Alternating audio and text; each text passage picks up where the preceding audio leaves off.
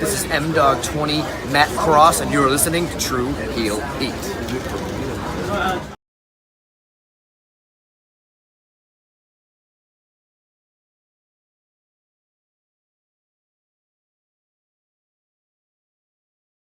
Hello everyone, it's the hardcore legend Mick Foley wishing a nice day to everyone there, right there at True Heel Heat. Yeah!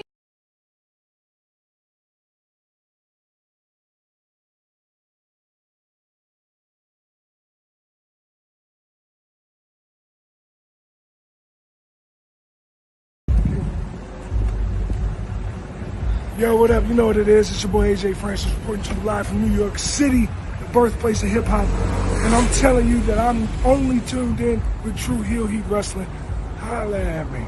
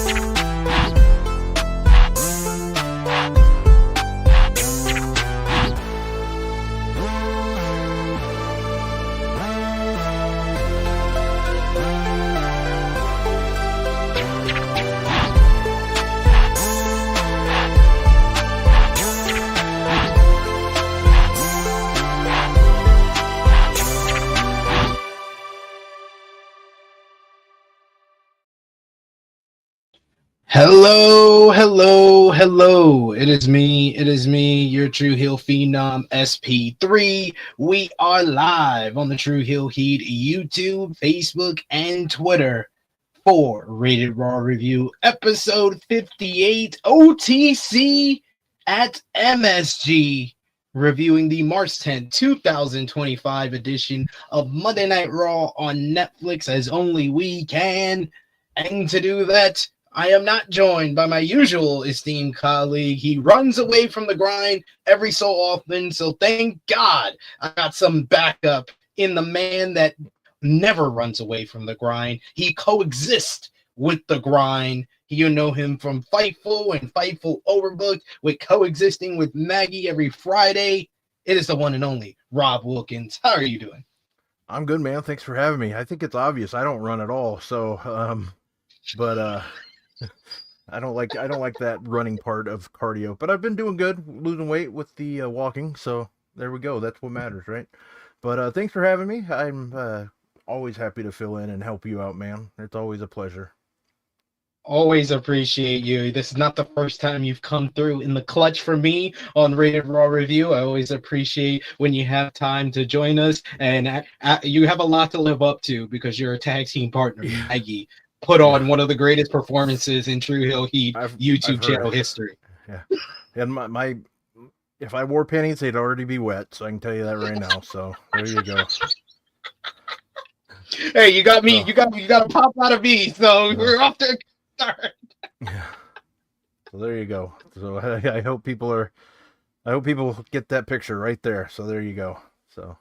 Absolutely. But thank you if you're joining us live. We appreciate y'all. We appreciate y'all if you're watching us on demand. Either way, show your appreciation back the simplest way possible. You could drop the thumbs up on this video. You could share this video with all our wrestling fans, friends, and family on all your favorite social media platforms. If you are new to the True Hill Heat YouTube channel, hit that subscribe button. Hit the bell to stay notified for all the great content here. And of course, sound off in the live chat. We love to interact with all of you guys. Hear your thoughts on Monday Night Raw, WWE Raw on Netflix. We love to interact with all of you, but of course, if you're feeling generous, you want to give back to what we do here, you want to show your support to the True Hill Heat YouTube channel and Rated Raw Review, you can do so with a super chat donation. Any dollar amount matters. It goes back to the contributors that you see on screen with us here, and we always appreciate the support, and I always appreciate when you guys send extra super chat donations when Romeo's not here, so he regrets not being here. So I always appreciate y'all trolling the troll that is Romeo. So show your support big time today. But yes, Rob, we're talking about Monday Night Raw on Netflix. This was a big hyped episode from Madison Square Garden, New York City, the Mecca, the home of WWE. And I said it on In the Weeds earlier today on Fightful Overbooked. I was let down by last night's show. I don't know about you. What was kind of your initial thoughts on last night's show? You know, I actually enjoyed it because anytime Raw moves fast, I think it's a good episode. And I thought last night's episode went really quick, and I enjoyed it. I did. I have to say I enjoyed it. I liked from the beginning to the end. I thought it was well done. You know, Madison Square Garden, it's always, there's certain towns they go to or cities that you're always excited when they go to, like Los Angeles, Chicago, even obviously New York. I always like it when they hit Dallas, because usually the Dallas shows are always pretty good. So anytime you get to one of those big cities, I'm always kind of excited to see what they do. And, you know, I think last night was a pretty good show. I mean, compared to some of the shows that we've seen, I don't think it was that bad, you know. Like I don't see it, but where other people do. But I know I'm one of the very few fightful people that can honestly say I lean more toward WWE, like when it comes to product watching, and it doesn't take much to entertain me, is what I've learned in life. So, and that means everything. But I enjoyed it, and I think that's what really matters. So I like seeing Roman return, and yeah. So I enjoyed it, but it doesn't take much to entertain me. So you're easy to please. You put on your dating profile. Yeah, that's what it says. It says it's easier than that. I know that much. I love that. Follow him on all his dating profiles. Yeah, Rob. Please send your sisters, send your cousins, your relatives, your friends, anybody. We got the newest member of Swipe Right here, Rob Wilkins. Yeah, I'll take it. Oh, we got a couple of people already in the chat joining us today. We got our good brother Chilling with Chase in the chat, putting his ones up because he's happy to see the OTC Roman Reigns back on his television screen. You got Eric Isaac in the chat who says, "Hey THH fam, the OTC is back and taking names. We may get 2 triple threat matches for Mania. And who was that masked luchador?" We're gonna talk about who the hell that masked luchador is, because people are out here claiming different things about Chad Gable. We gotta stand up for Chad Gable because he's being wrongfully accused. I agree. We got Chilling with Chase also, who's very happy because he's also a Minnesota Timberwolves fan. He says, "Rob, our Wolves on a nice little streak right now." How many games has it been? 5, I believe. Very nice. 5 in a row. I remember the days when my Lakers were on a winning streak. We were on an 8-game winning streak until we ran into the Boston Celtics. Yeah, you know, that's the thing, that sometimes those streaks can. Sometimes those streaks, like when they end, they they end at a good time because, like right now, you guys can go in another one, like here in late April, and there you go. That's what Yeah. matters. I think those late April to June ones are the ones you really want. When LeBron is back, Yes. unfortunately. We wait for like 2-3 weeks. Chilla with Chase says it's a mixed bag for him for this episode. We got I Make Beats who says, "Hey guys, what's up? Good to see you in the chat." He also says, "We got Rob up in here. That's some coexisting. See, you got your coexisting fans out there. Love to see it." And we got Chuck Berries. He says, "Only been to Madison Square Garden twice, but I can understand the complaints from native New Yorkers knowing what they know." Yeah, I just expected, because I thought last week's Raw was one of the best Raws that since they've been on Netflix. So I expected either that or better than that, and I don't think this episode was. So that's why I think I came out of it a little bit sour, a little bit sour grapes, if you will. But I will say the way they left the show was very good. I think the final two segments that they did between the women's three-way promo, and then the steel cage matchup and the post-match at Roman's return was a strong way that I think saved it from me giving it the same score that I gave the Raw on Netflix premiere, which is still my record low, 5.5 out of 10. That was a horrible show. Oh, so okay. it was better than that. Did you go last night? No, I did not. I'm back in the UK. Oh, okay. So I did not go to the Garden. I have applied to go to the London Monday Night Raw, so we'll see if I do get that. I applied for the London Monday Night Raw and then the London SmackDown show. So okay, I'll keep everyone posted if I get the email and it's confirmed that I'm going to that. So we shall see. I'm looking forward to those. I'm looking forward to Raw and SmackDown being overseas because I think the crowds will elevate those shows. Plus, they're going to be, well, I know the Raw is going to be live, isn't it? So yeah, that's going to be cool for once.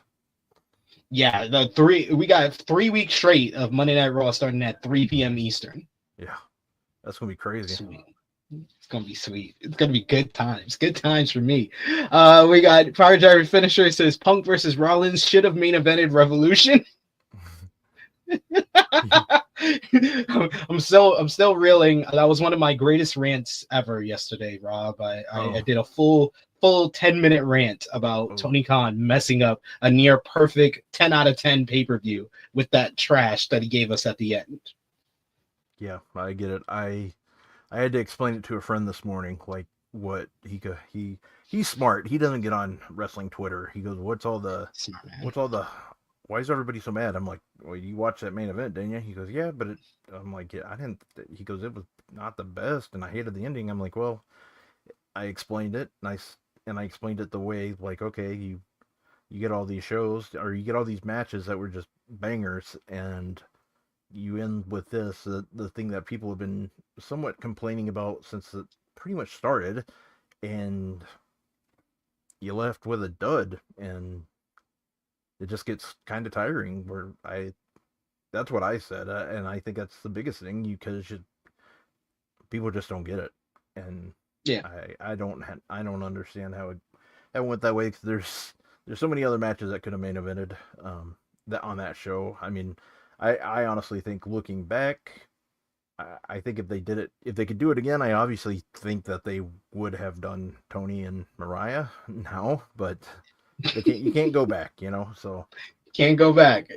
Yeah, that the issue is mainly that they did not listen to the audience. That's the real thing that I think has caused like everybody getting upset and being a lot madder than probably they should be. And I probably got madder than I should be, but I just really loved the rest of that show so much that I felt like that was basically the booker letting down what the talent did on the show. Yeah. And I think that they did a disservice to Mox and Cope with the way that match was laid out as well.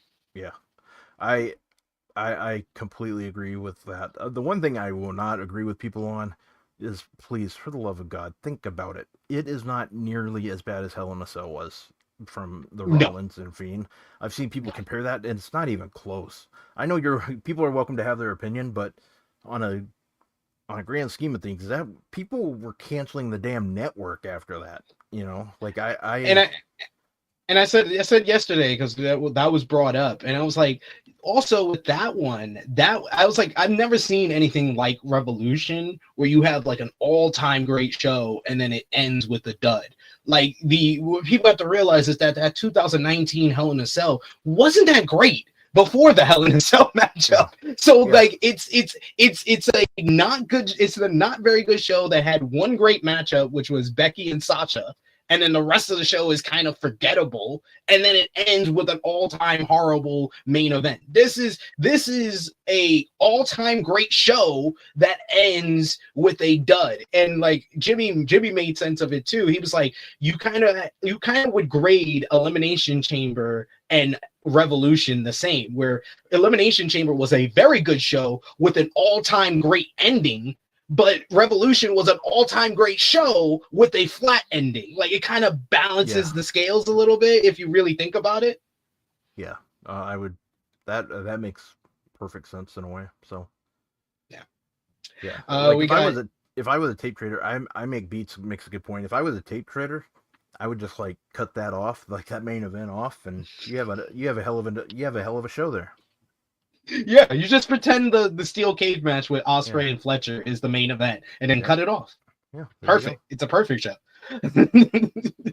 But yes, we got a lot to discuss. And Annika, says, I hate that people forget Becky and Sasha's Hell in a Cell because of feed. It's like I see, Annika, you got to give me credit for remembering that was on the show, because a lot of people do when they talk about Hell in a Cell 2019, they only talk about the all-time horrible ending and main event. They don't talk about Becky and Sasha having a classic Hell in a Cell to kick off the show.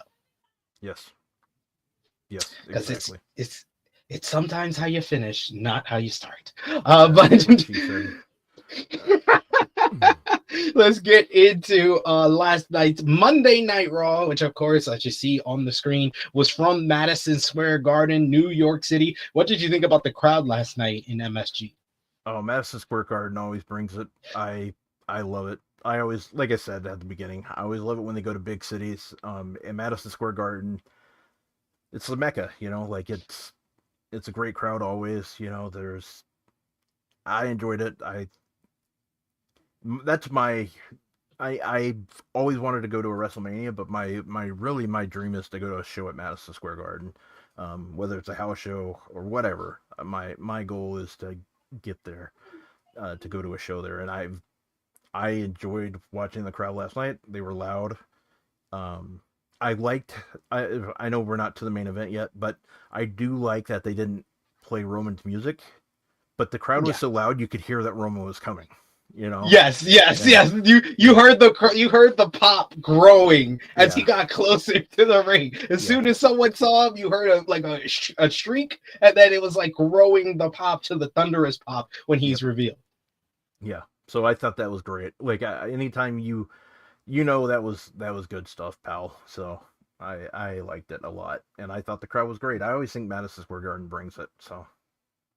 Agreed. And we have a third man to the booth today. Usually when Romeo's not here, he's been joining us ever since Raw came to Netflix. It is the one and only resident true heel alcoholic himself. Top Guy JJ is here. How you doing, Top Guy? What's going on, Rob? Hey, man. I had a day off today, so I was like, just popping for a little while. I was like, make sure I click the right fucking link. StreamYard has like 17 different links, but they've done a lot better with kind of like centralizing it, so a little easier to find. So you only need one link for one show, one link for the other, so you're good. I went back to the link for Romeo from like 3 weeks ago, and I was like, oh, this shit works. Okay, cool. And I literally only got your message just now. Literally, I know you sent it like that. It literally popped up on my screen, but it said it came at like 7 minutes ago, but it just popped up. I was like, he's live. I'm not even sure if he's gonna see this shit, but very nice. But yes, we were asking about what did you think about the crowd last night from MSG Madison Square Garden? What did you think, Top Guy? I'm happy for us here in New York. I'm happy for us New Yorkers because it's been a high bar for Netflix on Raw Netflix crowds. Like crowds have been really good on Raw. So I'm glad it felt like a New York crowd. And I love that. Like they were hot from start to finish. And I like the fact that the show is a bit shorter. So we get to just give that energy without knowing like, oh, there's another hour and a half left. There's another fucking 3-4 matches. So you could just go ham for 2.5 hours and know you could go home by 10:30, 10:45 and you good. So, it gives you like kind of like the freedom to just cut it loose because the show isn't as long. So, it's good pacing too. So sometimes when the show was poorly paced, but this show was pretty good paced too. So, brick by brick, I'm telling you, I'm gonna be going crazy trying to get them Nigels, man. Them Nigels that Roman had on his feet on Raw last night, boy. Them brick by Nigel Sylvester's. If you don't know, you better ask somebody. This is very deep cut for the sneakerheads out there watching. Monday Night Raw kicked off with the number one contender for the World Heavyweight Championship coming up at WrestleMania. Jey Uso entered to kick off Monday Night Raw. He walked past the New York Knicks. It looked like a New York Knicks like mural, but it was actually a Jey Uso New York Knicks inspired mural that he walked past. As he did, Cole let us know that many celebrities were there tonight. They showed Andrew Schultz in the crowd, and I was like, oh no, why? But Jey got a great response from the New York crowd, doing the yeeting as per usual, and he's kicking off the show going one-on-one with Grayson Waller. Loves Grayson Waller coming down to the ring and immediately seeing a kid with the yeet sign and ripping it up. Earlier in the day, he also had yeet-inspired sunglasses that said cringe, and he had a Reggie Miller jersey on, and he was like, he's gonna make Jey Uso choke in Madison Square Garden like the Knicks. Great stuff. I love Grayson Waller sometimes because he has those sports references on lock. Jey versus Grayson Waller here. This is a rare occasion that Raw is kicking off with a match as well. They still went to break like 3 minutes in, though. This is not exactly like a squash match, more like a 60-40, I won't say a 50-50 matchup. Waller used a distraction from Theory to take advantage of Jey early on before the commercial break. He held control through the commercial break until Jey started fighting back with some strikes and a Samoan drop. Jey fended off some more distraction from Theory on the outside, hitting him with the super kick, but Waller blocked his dive attempt and hits the rolling flatliner for a 2 count. Jey fought back, though. He hits a super kick before super kicking Theory off the apron once again, and then Jey hits the big spear for the 1-2-3 to pick up the win here. This one went just over 9 minutes. Post-match, Theory and Waller attack Jey from behind after the matchup, but he just simply dumps Grayson to the outside. He hits a big spear on Austin Theory. He goes to the top rope. He hits the Uso splash on Theory, but you could tell just by the way they blocked this, the way they zoomed in on Jey going to the top rope, I was like, oh, Gunther's going to come out and attack him. That's why they're zooming in. He must be under the ring. And then Gunther came from under the ring and grabs up Jey. He puts him in the sleeper just like last week and knocks Jey out, chokes him out courtesy of that, and lays him out to stand tall once again. The match itself was just fine. It was a nice little opener to the show, but I was very much disappointed with this post-match because it was like copy and paste from last week, and it really feels like I said last week during last week's show that the Jey and Gunther rivalry right now feels very mid-card, and that was the reason I felt like that last week was it came right after the hot angle with CM Punk and Seth Rollins to kick off last week's show, and then you followed up with Jey and Gunther dealing with the Alpha Academy, and A-Town Down Under is a slight step up from Alpha Academy, but this still feels very mid-card. But them doing the same angle that they did last week just made me be like, okay, really feels like this is a 4-week feud that is being stretched for 14 weeks. And they have already run out of material because this is the first dud that they've had since this match has been set up, in my opinion. Rob, what did you think about Jey and Grayson and the post-match here?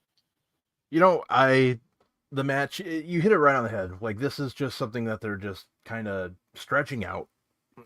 We know there's no way that Jey's going to lose this feud. I think eventually what they need to do is this needs to lead to Theory and Waller to split. This is what I hope they do, because that way they can kill two birds with one stone. They can get this short little feud out of the way, and hopefully it's done now. I don't know. I mean, I could see it not being done. It's not, because they're doing Theory versus Jey next week. Right. That's right. I forgot about that. So yeah. So you got that. So I'm ready for this. Like, I like those guys, like, from a standpoint of getting heat, but they do their job pretty damn well. So I get why they are trusted, why they're put in this picture. So I'm fine with that. It's just kind of like, okay, well, we already know what's going to happen with everything, so let's just kind of move on. And as far as, like, Gunther goes, I do like the fact that they're just letting Gunther just beat the hell out of him, like Gunther said he was going to do all the way up to WrestleMania. I think it's getting more and more like Jey's going to beat him at Mania. I'm pretty much convinced that's going to happen. But yeah, I like it. I love the crowd getting into Jey Uso. That's probably my favorite part with Jey Uso. They do so well production-wise, and they make it just look so cool. And seeing Madison Square Garden just go nuts for Jey and the crowd, and yeah, I love it. That's a good way to start the show. I'm not, from a standpoint of starting the show, I like how they do that, because I'm not comparing it to, like, Orange Cassidy, but how AEW for the longest time was opening the show with Orange Cassidy. It kind of got you, like, pumped up for the show, and you get that crowd going. Yeah. I like it. So I kind of hope they continue that I hope they just continue that, like, keep going with it, let Jey start the show, because you get that crowd into it, and I think once you get a crowd into it, you're going to be good for the night. I really believe that. He's a great opening act for WWE right now. And that's why I agree with what Chase says. Jey and Gunther has found his happy place as a feud, most likely a hot opener at Mania. They're booking it like a mid-card feud, and it feels like it's going to be the opener to WrestleMania, not the main event. Top Guy, what did you think about this segment? I didn't like any of it, honestly. I thought the match was completely unnecessary. I just thought, what are we putting Jey and Grayson Waller together for? Like, so some of it just, there's like a chemistry issue with Jey Uso outside of Bloodline material, and I'm just not, I wasn't feeling that at all. The match was just too long to me. Like, that match should have been no more than 5 minutes. That match should not have seen a commercial break. But yeah, it was okay. Like, it was fine, I guess. And the Gunther thing, yeah, like so the fact that we got to see this for a total of like 13 weeks or so prior to WrestleMania, and they don't have any.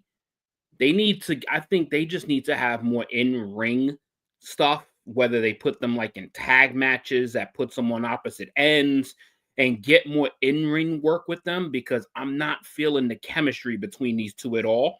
It just feels like this is all based on Gunther gonna shut the yeeters up, and all of these people are just having a yeet fest, and that's literally the chemistry of this feud. It's just not feeling authentic. Like, that's just how it's coming. I'm just not feeling it that much. There's so much other things to me that is better than this feud right now.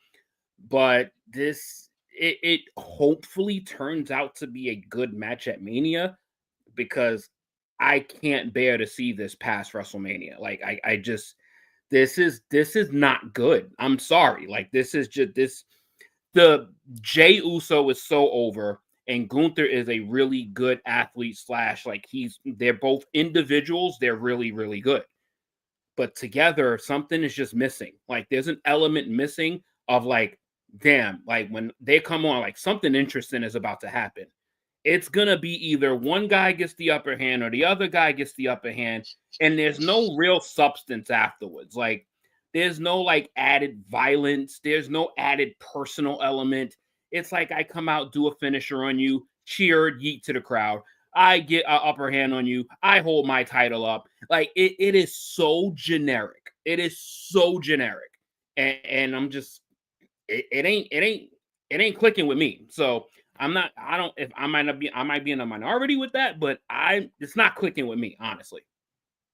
Like I said, I thought the first they were like 4 for 4. I thought last week was where the first time that I really kind of like pinpointed. I was like, okay, the issue here is that it feels very mid card, but like you didn't help anything with this week because he went basically 60-40 with Grayson Waller, like you said. The match went a little bit long. And the whole point of the rivalry is Jey supposed to be quieting the doubters.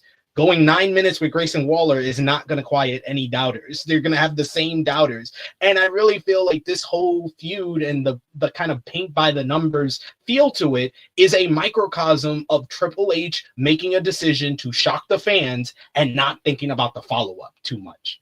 I don't think he really had a plan for Jey Uso for 2 months ahead of WrestleMania after he had him win the Royal Rumble. It's becoming more and more obvious this wasn't the initial plan. Like this man just won the Royal Rumble and just had a 10-minute match with Grayson fucking Waller. like it doesn't make sense to me. Like it's and we're too close to WrestleMania. We're literally like 5 weeks away from WrestleMania. And this is what's happening. Like, I just hopefully with the next 4 weeks they do something more or make it more intense or kind of go into different places with this feud. But it has literally been the exact same thing since February 3rd, I believe it was, when Jey Uso came out on Raw after the Royal Rumble. Like it literally has just felt the exact same, whether it's one guy getting the upper hand or the other guy getting the upper hand. Yeah. And you got Power Driver Finisher. He says, I think Gunther's style of promos don't fit with Jey when all he is the yeet thing. You also got Annika, who makes another good point, saying, can we lend Drew or Seth for this storyline? Like, Gunther beats people he thinks are like Jey, so have people who are like Gunther. What is Sheamus doing?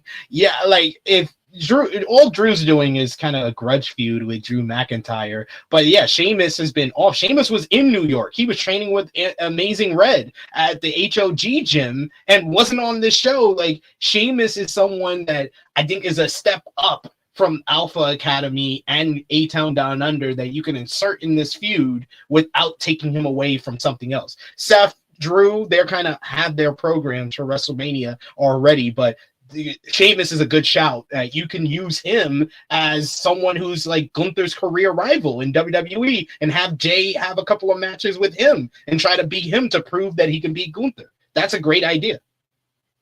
Like there's no connection. Like it's literally two outer worlds meeting, and they're gonna end up having a match at WrestleMania. Like so with you're gonna like. The whole, and obviously they're much bigger stars, so obviously, but when you got literally with no Cena interaction, how much more interesting this is. And then even the women's element is so much more intriguing than what's happened with these guys. Like there's other pieces in the puzzle, like with the women's stuff going on with even like with Bianca, with Io, with that whole nucleus of people, there's shit happening there. Like there's at least stuff, whether it's for you or it's not for you, there's a multitude of things happening there. This is literally just these two. There's no other elements involved. And the elements are lower and mid card acts. Yeah, so that's maybe I wouldn't be mad if they added some meaningful elements, not Grayson fucking Waller. Let's add some meaningful elements to this. Like if we do that, it might have some intrigue. And Jey needs to be a lot more. I guess if you're trying to build up a main event star, Jey needs to be a lot more dominant than this. He's going way too back and forth with everything. Yeah. I just want to add, like, they need to have a week, like, in between where Gunther's, like, Gunther said he's going to be giving him hell for the next how many amount of weeks. They do need a week in there, if not more than one, where Jey just comes out looking better, like even ahead of him. And they can't do it where Jay's running away. They need it to be that Gunther's the one running away, like trying to get away from him. They just need to let Jey have the upper hand at least one of these times, because otherwise it's just kind of, it's like, what are we doing here? You're like a true upper hand, like one of those. Yeah, I'm that dude that's coming for your fucking title, not the dude that just won and is gonna make it to WrestleMania by hitting runs and yeeting whenever I get like a quick little hit or a quick little spear in or something. Like this is too cliche. It's too cliche. Agreed. We did get a little segment after the break. I was like, the last couple of weeks they've had like the segment and then they give Jey some promo time. And I think the best part of the build has been Jey getting better and cutting out the yeet theme of his promos and getting fired up. And then they didn't even do that this week. They just did an after the break. They did Alpha Academy approach Jey in the trainer's room. Otis said that they have his back and said he'd be all right. It was a little weird. They're associating some of the biggest losers on this show with main event Jey Uso. Like, more weird. You're literally defining him down. You are literally watering down the World Heavyweight Championship picture. Like, God, it was bad enough you had fucking Grayson Waller and Austin Theory involved. Now you got fucking Alpha Academy here. Like, what are we doing? Like, what are we doing? Like, these guys are people that could main event like Speed, and you got fucking them. Like, it's just, I don't know. Maybe it's just like an old school feeling that when you're supposed to put important people with important people, so it makes your eyes more interested in what you're seeing on the television screen. But when you see fucking Maxine Dupree and fucking Tozawa, like, what the fuck are we doing? Like they're gonna have your back, like this, like what, are we going for the European Championship right now? Like is this what we're doing? So it's so watered down. Like if this was a mid-card feud, I'd have no problem with anything that's happening right now, no problem whatsoever, because this is what mid-card feuds do. Yeah, this is the fucking champion of Raw. That he's shooting for. This is the big fucking championship of the premier show on the #1 platform that they are fucking promoting week in and week out. This is the guy, and this is who you're aligning him with. What are we doing? It's a weird choice. It's a very weird choice, but we got to talk about a segment that I think was actually worse than this first one. But go ahead, Rob. I just want to add that, like, as far as American Alpha, or American Alpha Academy. Or thank you, Jesus. I was like, that's not right. I don't think Alpha Academy. Don't worry. No. I've had a bit the last couple of weeks where I've confused Alpha Academy and American Made, because they're both some loser factions. Tomato. Yeah. So one of the reasons why I know this is more like inside baseball stuff. I know why they're putting Otis in this picture with Jey Uso. Kids absolutely love Jey Uso.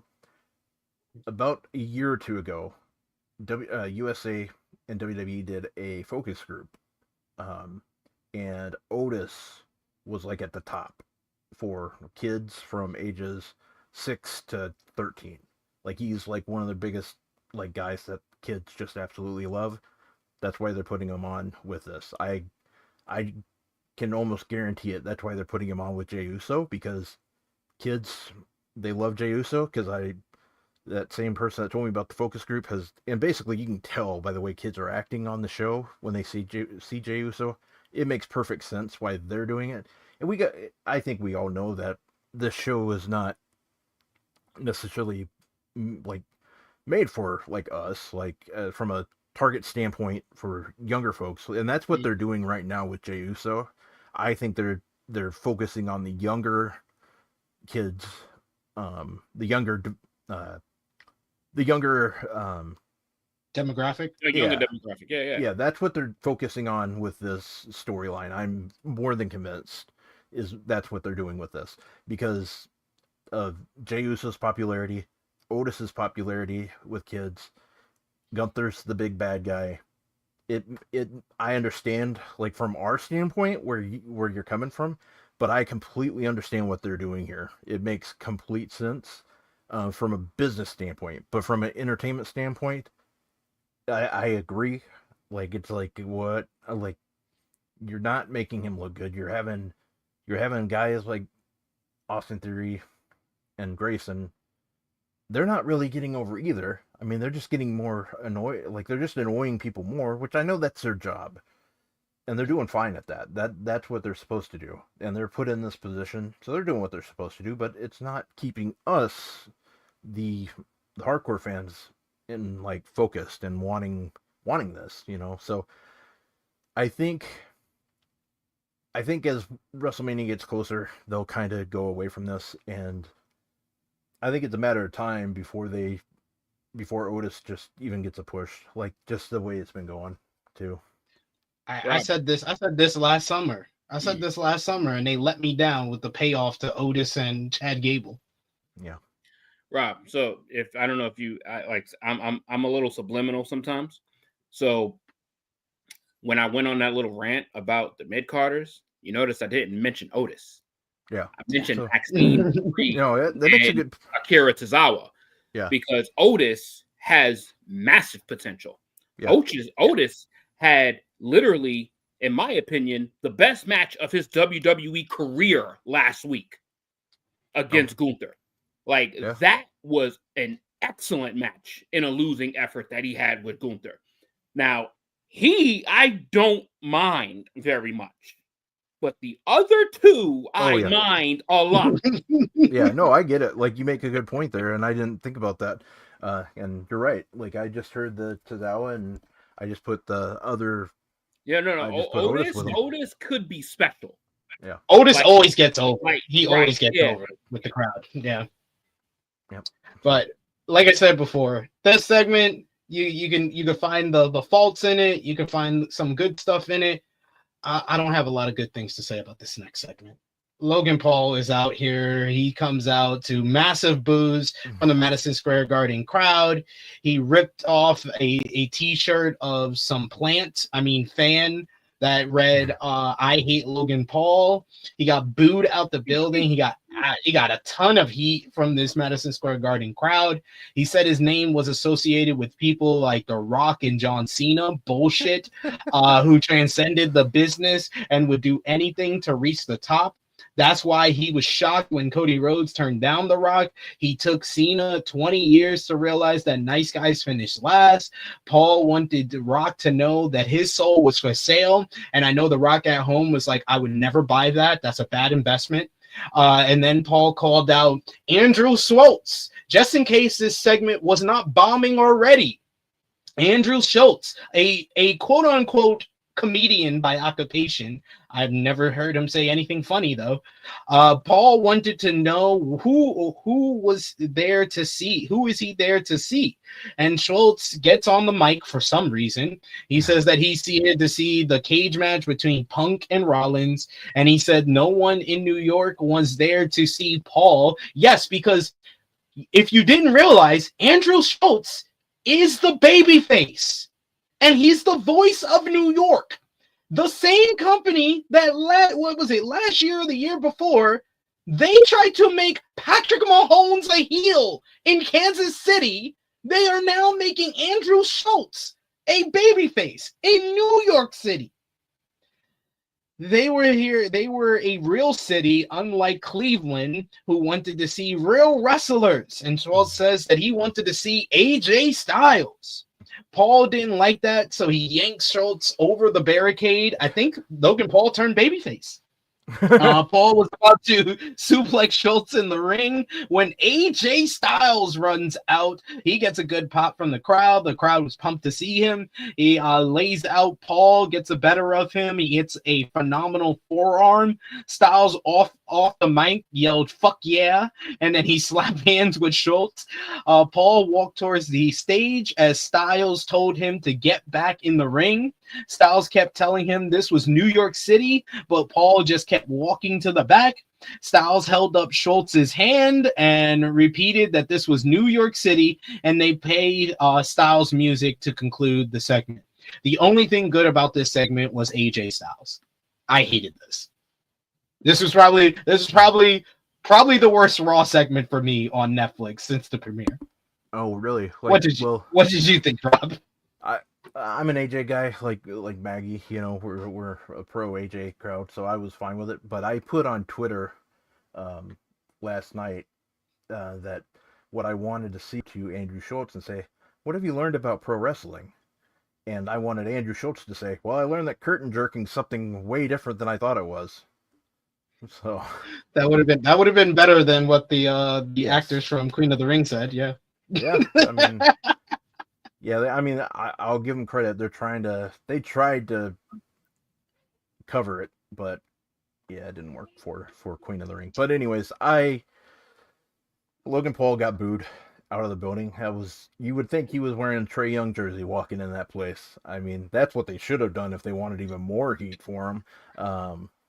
Yeah, the segment was, ugh. I do think that Logan and AJ, when they have a match, and I assume it's going to be at Mania, I think it will kick ass. I really do. I think those two could have a great match. But yeah, the standpoint of it's hard because Logan, he gets those boos and he has to play to the crowd and they're loud. So it's one of those things where I can definitely see I believe it's Annika. If I got the name wrong, I'm sorry. But I could definitely see where this would be a fast forward segment for a lot of people. I mean, I know I would have fast forward till AJ came out.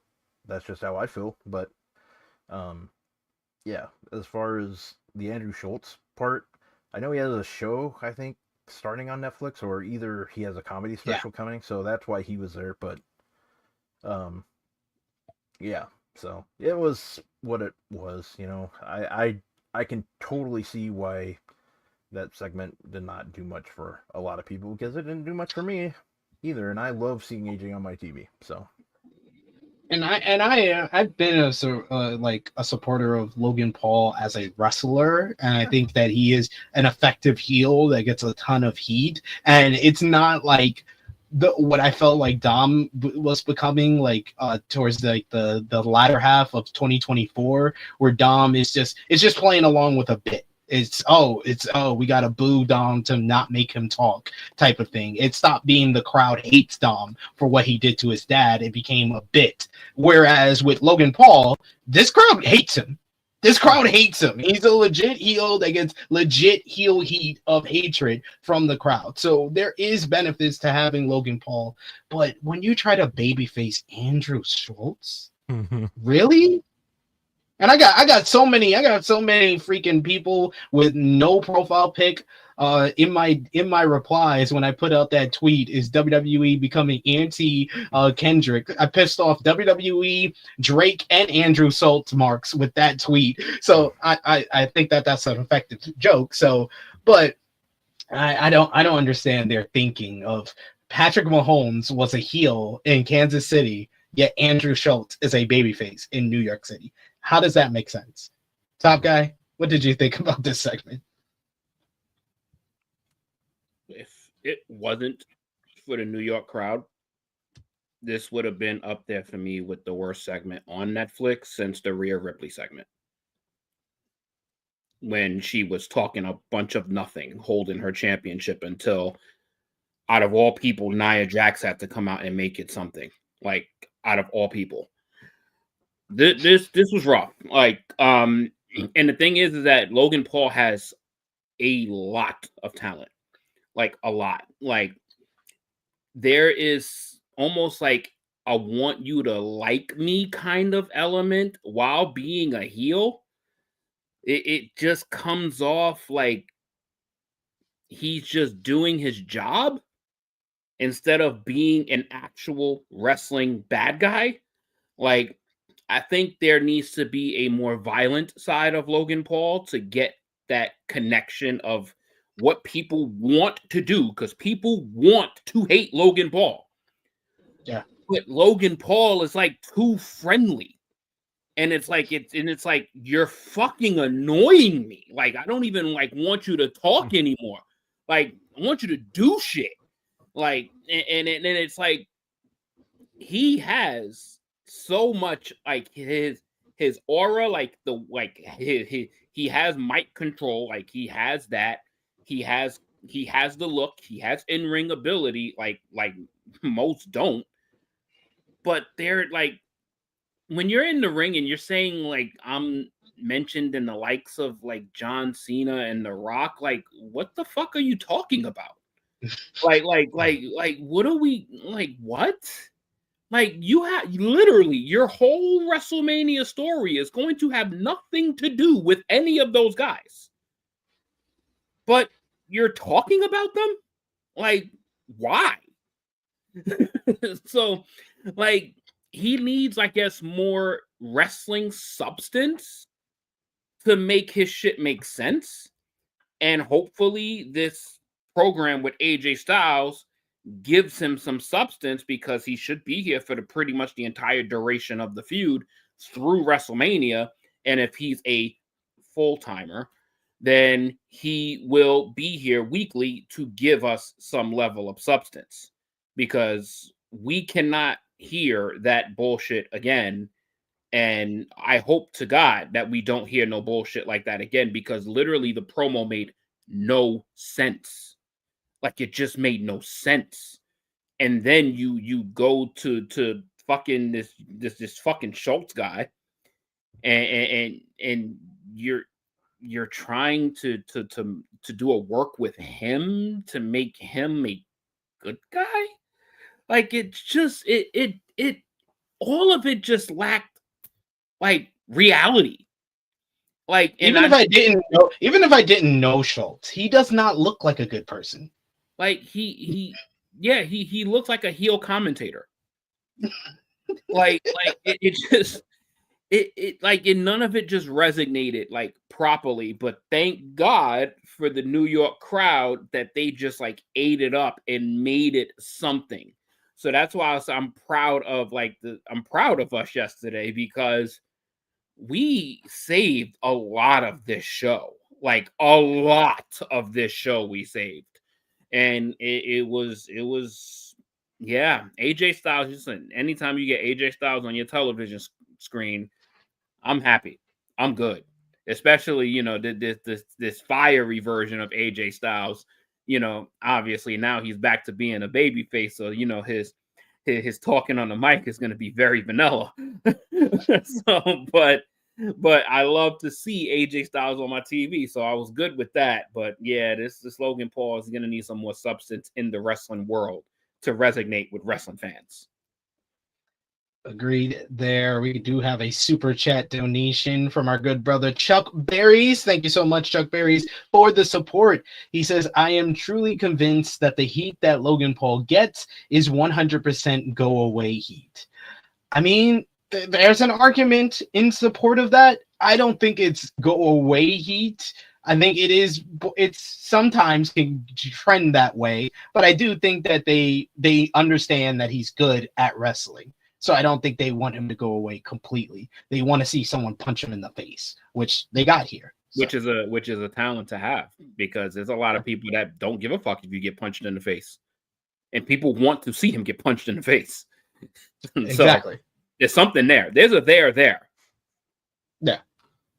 Next up, we did get a quick video recap of Io Sky picking up the win over Rhea Ripley for the Women's World title last week. Then we go and we also see Oba Femi, the NXT champion, is in the crowd ahead of NXT Roadblock tonight. Ooh. New Day then come out for their contest. Is going to be a tornado tag team matchup. They get some promo time during the ad break for you in the US. For me in international, I got to hear this one where Kofi Kingston buried the Jets and the Giants. Xavier Woods buried the Knicks. They were going for cheap heat, but the crowd didn't bite that much. New Day's new thing lately is to tell the audience to thank God for the New Day. Although I think their promos only happen in the commercials, though. It seemingly is like this every week, it seems. Then we got a video package for Dana White's TKO boxing announcement. And then they went into our tornado tag team matchup of the New Day, Kofi Kingston and Xavier Woods versus Rey Mysterio and Dragon Lee of the LWO. Immediately we get tables chants. So the LWO tried to give them that. However, the New Day attacked them and then put the table back under the ring. LWO got the advantage back, and the fans chanted for tables again. So the LWO set up a table at ringside. The New Day attacked them before they could use it, though. New Day had control through a commercial break. Ray brought Woods off the top rope with a springboard Hurricane Rana, while Dragon Lee hit a double foot stomp off the top rope. I do hate this is one of I got asked yesterday, what's my least favorite spots or tropes in wrestling? I hate the double foot stomp to someone in the Tree of Woe. Unless I think one time, I forgot who it was, but they grabbed their hand to bring them up. It never makes sense to me when the person in the Tree of Woe picks himself up to get double foot stomp. That annoys me. That's one of my least favorite spots in a matchup.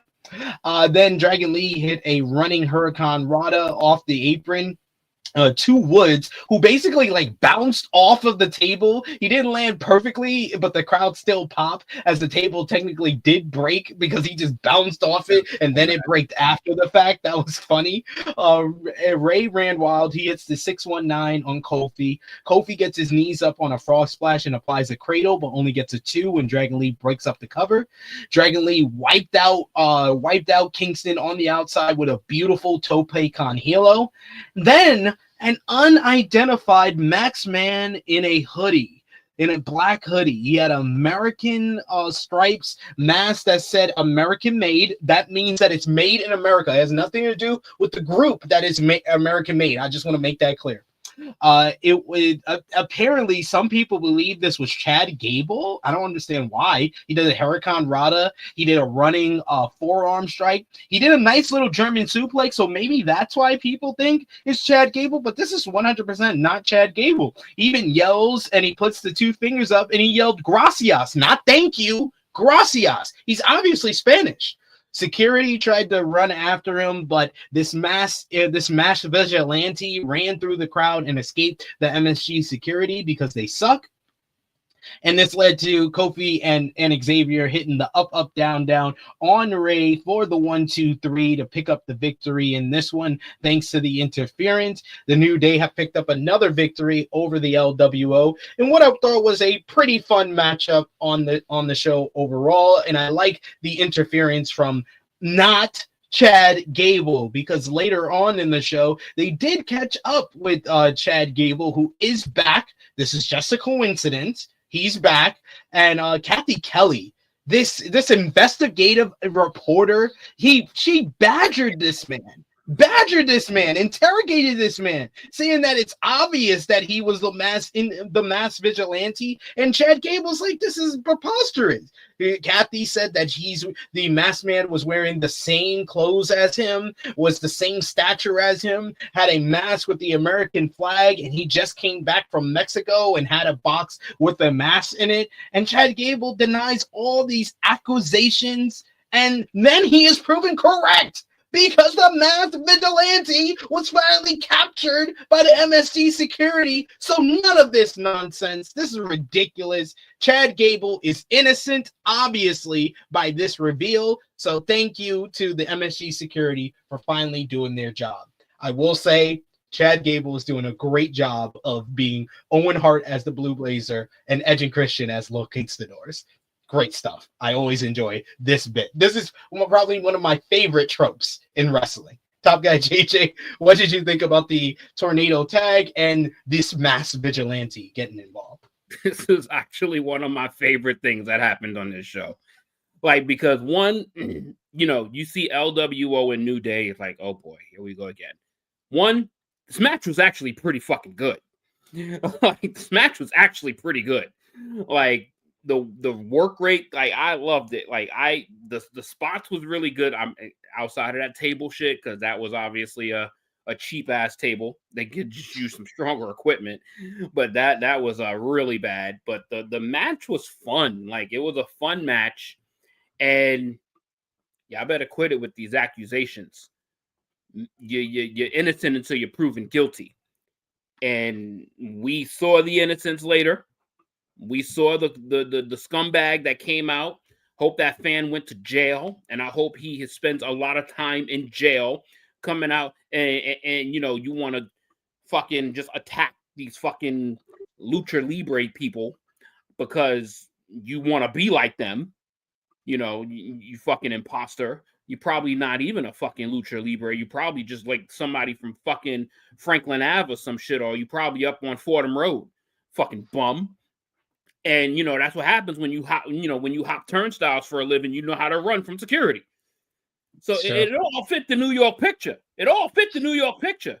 You know, you run away from the cops. You know how to run away from security. But at some point, you're gonna get tired. You're gonna get gassed, and that's when they catch you. Thinking you in the clear? No, you're not. There's too many ops out there, and he got caught. My man shows up in a black hoodie, so everybody's the same. So you know, we can't wear black hoodies anymore. So basically, something happens. Racial profiling. Somebody does something in a white jacket. I can't do nothing. I can't even be outside no more because basically, you know, white jacket, that's the person that did it. You know, y'all got to stop this shit. Accusations. You got to stop this shit. Just saying. But this was fun. Like, I had a good time watching this. I wasn't expecting to have a good time watching this. That's why I'm glad I had a good time watching it, because I was not expecting to enjoy this. But I enjoyed this. This was the best part of like the first hour and a half of the show. I agree. Rob, what did you think about the tornado tag? What did you think about Chad Gable's participation in it? You're muted. The match was sorry about that. The match was solid, really good, really fun. I think the way it was going, I had a feeling that New Day would win. You know, that's just the way it goes with heels and stuff. They should have. And yeah, they definitely should have. And I liked how whoever that was, that mystery man, I liked how they went with that gimmick, because we all thought it was definitely Chad Gable, is what we thought, but it wasn't him. It was, from what my sources tell me, it was El Generico's cousin, Dale Generico. So we got breaking news. He's from Fightful, so this is like we're getting a Fightful Select exclusive right now. Del Generico. Del Generico. Yeah. But yeah, and then as far as like the segment afterward, I'll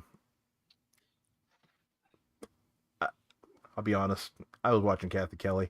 I mean, you're excused. You are excused. Yeah. But no, it was a good segment. Like afterward, I thought that was funny though. I thought Chad Gable's reaction, like, it wasn't me. Like, what are you talking about? And then she just he made Kathy like just kind of like what? Like, okay. Like, I thought that was hilarious, because I don't think any of us were expecting that at all. So that was good. That made me happy, because I thought it made me laugh. So when you make me laugh, I'm happy. Yeah, word. I loved it. And listen, she can interrogate me anytime she wants.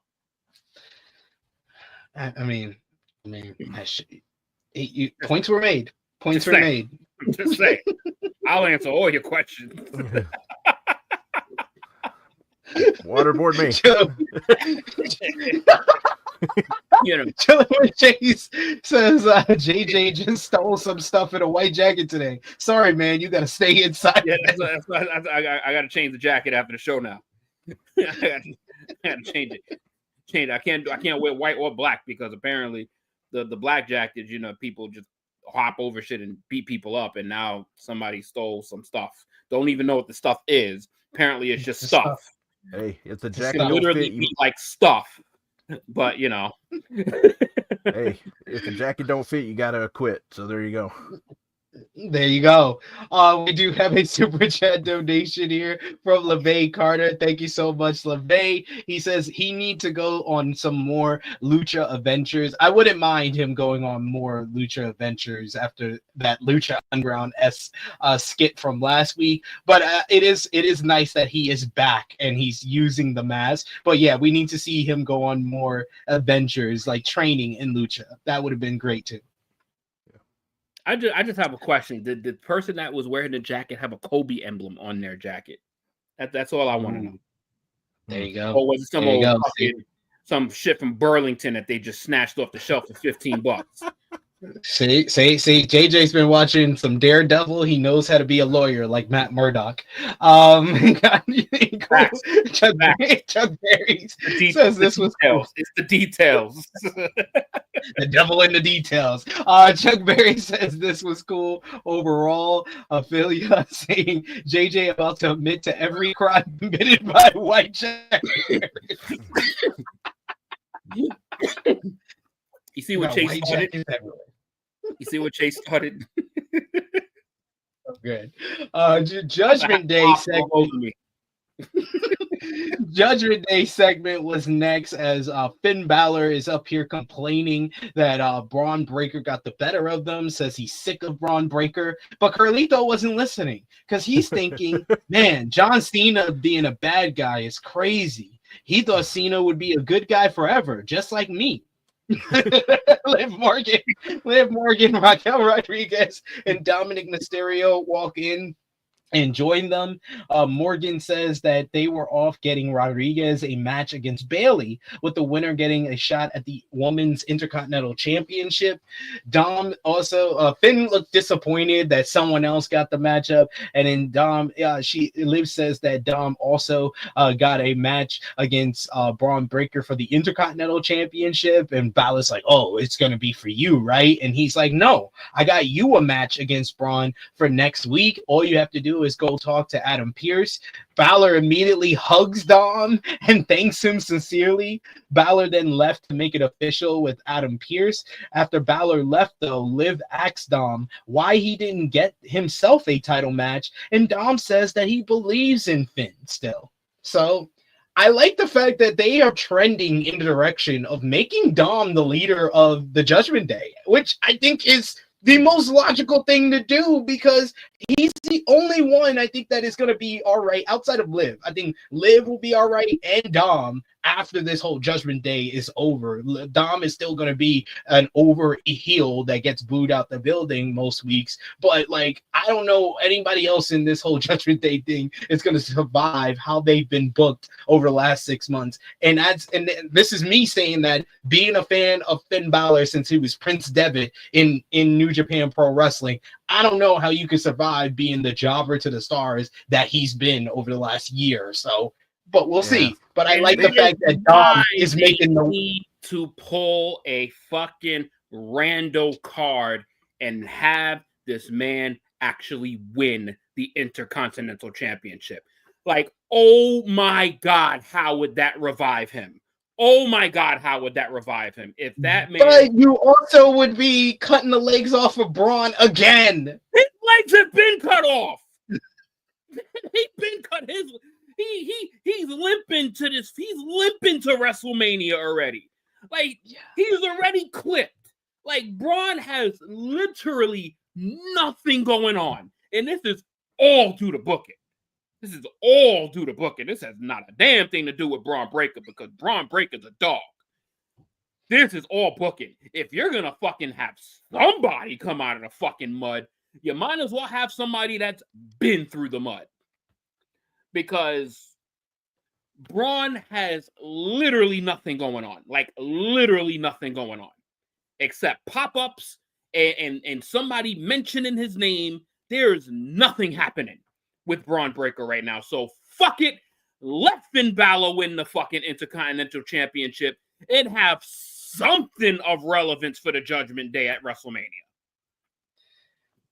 Finn, so like how they'll get Finn back eventually, like you said, you don't know how they'll get Finn like back. Once he goes back to the Demon, he'll be fine. Though that's how they'll get him. No, I got PTSD from that. Yeah. Well, yeah, the last time I saw the Demon, the last two times I saw the Demon was the Roman match at Extreme Rules in 2021, where he and then God screwed him over, and then when he got busted open in the Hell in a Cell, and they paused the Hell in a Cell for 17 minutes for Edge to still win. I just have a feeling. I got too much PTSD from that. I just think that's how they'll do it eventually. But the I like how you said that. Of course, Josh is going to state the facts. I'm just trying to throw pie in the sky. I think what you said about Dom eventually being the leader, I kind of like that, because eventually what they could do with Dom is he kind of gets kicked out too. Like, they always go through different leaders, but it always stays the same. Like, it's always Judgment Day. It's one of those things where it just replaces. Like, it's always going, but they just continue to replace people. I kind of like that idea. I mean, as far as Dom taking charge, because eventually what's going to happen with Dom when his dad retires at 60 or 65, they're gonna make him a face, you know that, and it's gonna work for him. It will. Yeah, because they've already teased that when I think last year when he faced Gunther and he actually got some chance, they were actually cheering for Dom against Gunther. So yeah, I think that Dom is over enough that they could probably have a successful babyface turn. But yeah, Finn Balor needs to get out of the Judgment Day desperately and be a babyface again. I mean, so Dom taking over seems to go in that direction. Just if he's able to, if he comes back, the perfect time to just get Finn Balor out is when JD McDonough returns. Yeah. That would be like the perfect time to do it. Hopefully he's able to.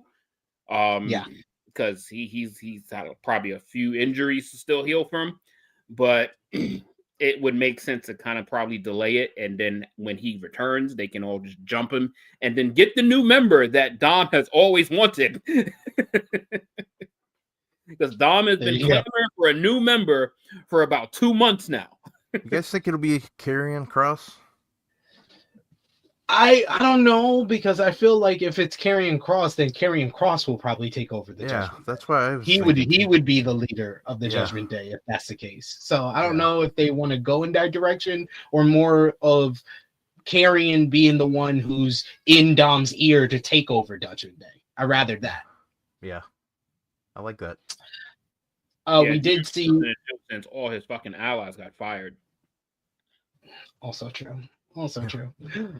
We did see Peter Rosenberg in the crowd, as well as FABOLOUS. Fabulous is here as well, and the king of celebrity pops on WWE shows, Macaulay Culkin, is here to a huge pop once again, the biggest pop of any celebrity on the show, and they showed a whole bunch of celebrities on this show throughout the night, but that leads to disrespectful. Disrespectful. No. Those people, the people I just, except for Peter Rosenberg, Fabulous and Macaulay Culkin are celebrities. Freaking rapper number 17 is not a celebrity. No. I'm not talking about you in particular. I'm talking about the goddamn crowd, man. They showed this Macaulay Culkin kid so much fucking love in New York, and you kid, he's like 46 nigga that still lives there. He can't get like, come on, bro. Hey, I was told he was in town to play Ding Dong. That man goes to like 30 Nick games. He goes to like 30 Nick games. He goes to all the fucking shows at the Garden. But he just gets a hey. I like that. And they show the very next person. He gets a pop like he's fucking the OTC or something. Macaulay Culkin, Kevin McAllister's hair. But someone else who got a pretty good prop from this Madison Square Garden crowd is our undisputed WWE champion, the American Nightmare, Cody Rhodes. And yes, he is still sporting that nice little black eye. And he's here to talk about John Cena's betrayal from Elimination Chamber. Rose says that he was there because the Garden was the cathedral and WWE's home base. His WrestleMania opponent, John Cena, though, was not there tonight. The mere mention of Cena's name was booed by the crowd, as well as the mentions of his inner circle of Travis Scott and the final boss, The Rock. They also got booed as well. Rhodes noted that Cena will be back on Monday Night Raw in Brussels, Belgium next week instead. And this was the same John Cena who first won the United States Championship in Madison Square Garden and returned to WWE in the Royal Rumble from injury in Madison Square Garden as well. It was apparently an easy decision for Cena not to appear in the MSG. However, Rose did not begrudge Cena for having a part-time schedule. At this point, we got loud "Let's go Cena" and "Cena sucks" chants. He still gets the same chants even after the heel turn. Rose paused his promo and told the crowd to let Cena hear it. Rose then did begrudge Cena for something. He mentioned Cena's social media post stating that you must have the discipline to do what needs to be done, even if you don't feel like it. Rose compared Cena to the overzealous teacher or coach who kept giving advice, but it was time for Cena to sit down, you goddamn moron. That got a nice little reaction from the fans. Nobody defined best for business quite like John Cena. But there were 17,000 in attendance who knew what was best. The announcers frantically made sure to mention that it was closer to 20,000. It was 18,000. Relax, guys. Relax. Colin McAfee. I've felt that they are very grating ever since Elimination Chamber. The key number to all of this to remember was 17, the record Cena was chasing. It would be Rhodes's heartbreaking privilege to beat his hero in his last chance, while Cena found out what the fans already knew. He looks straight into the camera and he says, "I'm the captain now." They then announced on commentary that yes, John Cena and Cody Rhodes will be under the same roof in Brussels, Belgium next Monday for Raw overseas, the first stop on the European tour for Monday Night Raw, and Cena and Rhodes finally under the same roof for the first time since Cena aligned with The Rock and Travis Scott at Elimination Chamber. Should be a good one next week. This here, though, I was just like, you used all your good material on Friday, didn't you? Because he said nothing new. He said nothing new. This literally was a 10-minute promo to then promote that Cena and Rhodes will finally start the build after the heel turn next Monday. I was just like, you're just here because Cena's not, basically. Yep. Rob, what did you think about Cody's promo? Exactly. You took my thunder there. He basically was there for the crowd. Like, they promoted him to be there, so he was there type thing. They like, well, let's just have him see what he said last week, but let's just change it a little bit. And that's what they did. So I'm glad they put him on there because they advertised him. So, but Showed up. he chilling. Chase says it best. Cody just went out to yap, and that was about it. So they promoted that he'll be on Raw next week with John Cena. And I don't know. Personally, I've never been to Belgium, but it's going to be a good crowd, I bet. And why not? Let's see what happens in Belgium. And I think I hope Cena starts showing up more because they need him like to build this. He can't they can't do like I thought he'd be here every week like the way he made it sound from the beginning, and he's not. So I don't even know what movie he's filming. Probably like But we'll find out. We'll see and see what he does. But I hope they get. I hope this kind of. It's already been like obviously good TV. It's just yesterday's or last night's segment was just repetitive, and we knew nothing was going to happen, and they just got it out of the way. So hopefully we see some physicality on next Monday, and it starts to move quicker. Yeah, I'm interested. I hope that they give Cena promo time, but I can see a situation where Cena doesn't say anything and then does another attack on Cody. I can see either or in the scenario that they're setting up for next week, but we shall see. JJ, what did you think? Cody needs John Cena to talk, because Cody could probably be at his best when he has a rebuttal or he has something to respond to. Yeah. John Cena hasn't said a word since Elimination Chamber. Like, literally hasn't said a word, like, live, besides that little tweet that he did. But no words. It's been 2 weeks. It's been no words.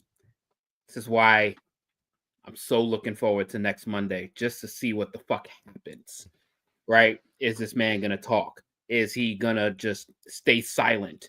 Is he just going to not give you any explanation? Or is he just going to come out and just dog shit the crowds?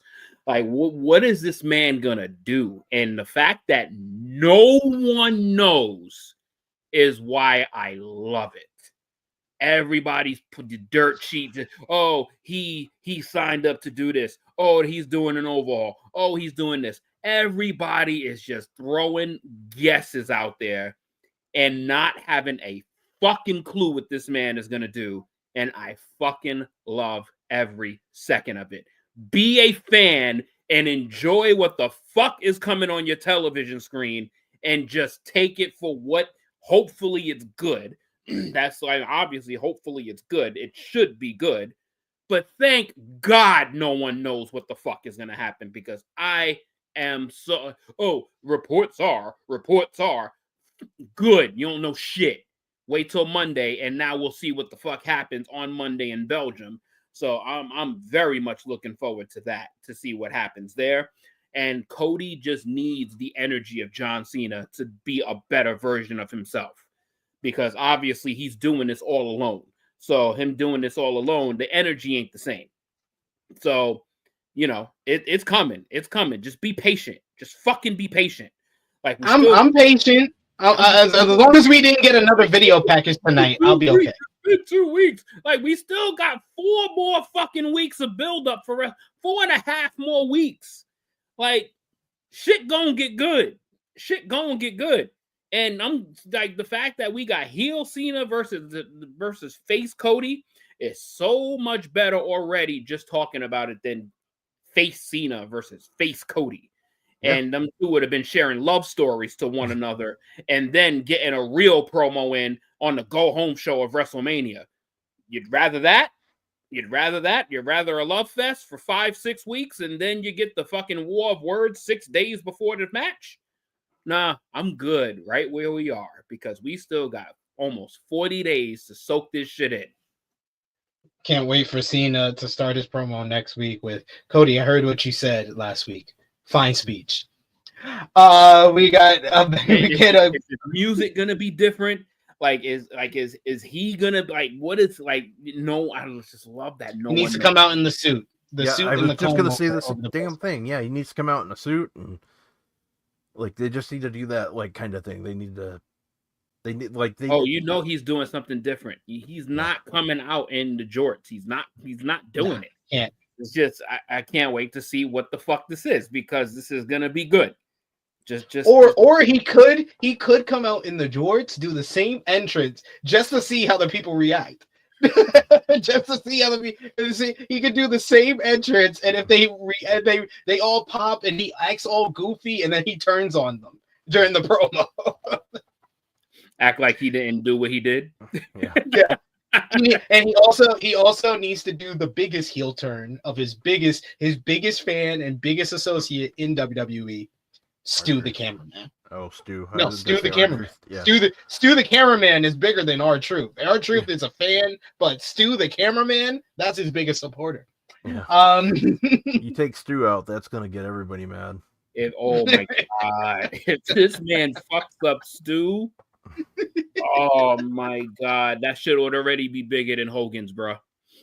That should already be what? And- Nah, you can't fuck up Stu the cameraman, bro. You can't. You can't do that. It basically would be the equivalent of Hogan's promo after he turns heel, where he shits on Mean Gene, because Mean Gene was always Hogan's biggest supporter.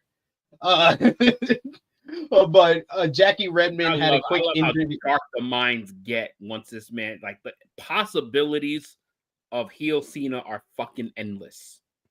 So good, or it's so good, and he hasn't even shown up yet. Jackie Redmond had a quick interview with Lyra Valkyria during the break. Not much was said. We did see Ali Ann from I do know her from Agatha All Along. Rich the Kid, I've heard that name before. Amanda Serrano, she's a boxer. How I know that is that she did this 100 times in the camera. And we saw cast members from Selling the City. Hey Rob, I got some options for you.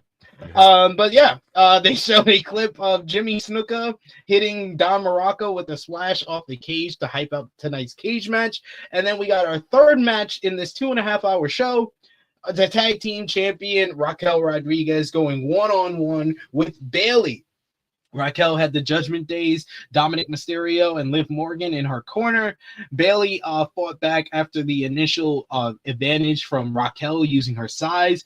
Bayley came back. She hits a nice little flying elbow drop off the top rope. But she missed a baseball slide by like a mile, but managed to shove Rodriguez into the ring post before Rodriguez could do it to her. Dom distracted the referee while Liv tried to interfere, but Bayley knocked her off the apron. She also knocked Dom off the apron and went for a dive, but Rodriguez caught her and slammed her onto the announce table. Bayley barely avoided a 10 count out, but Raquel hits her with a big boot as she enters the ring and then picks her up, hits the Tejada bomb for the 1-2-3. Raquel Rodriguez is now the #1 contender for the WWE Women's Intercontinental Championship. The crowd had been hot for most of the show, but they were pretty quiet for this one. They didn't react much. It was an 11-minute matchup here.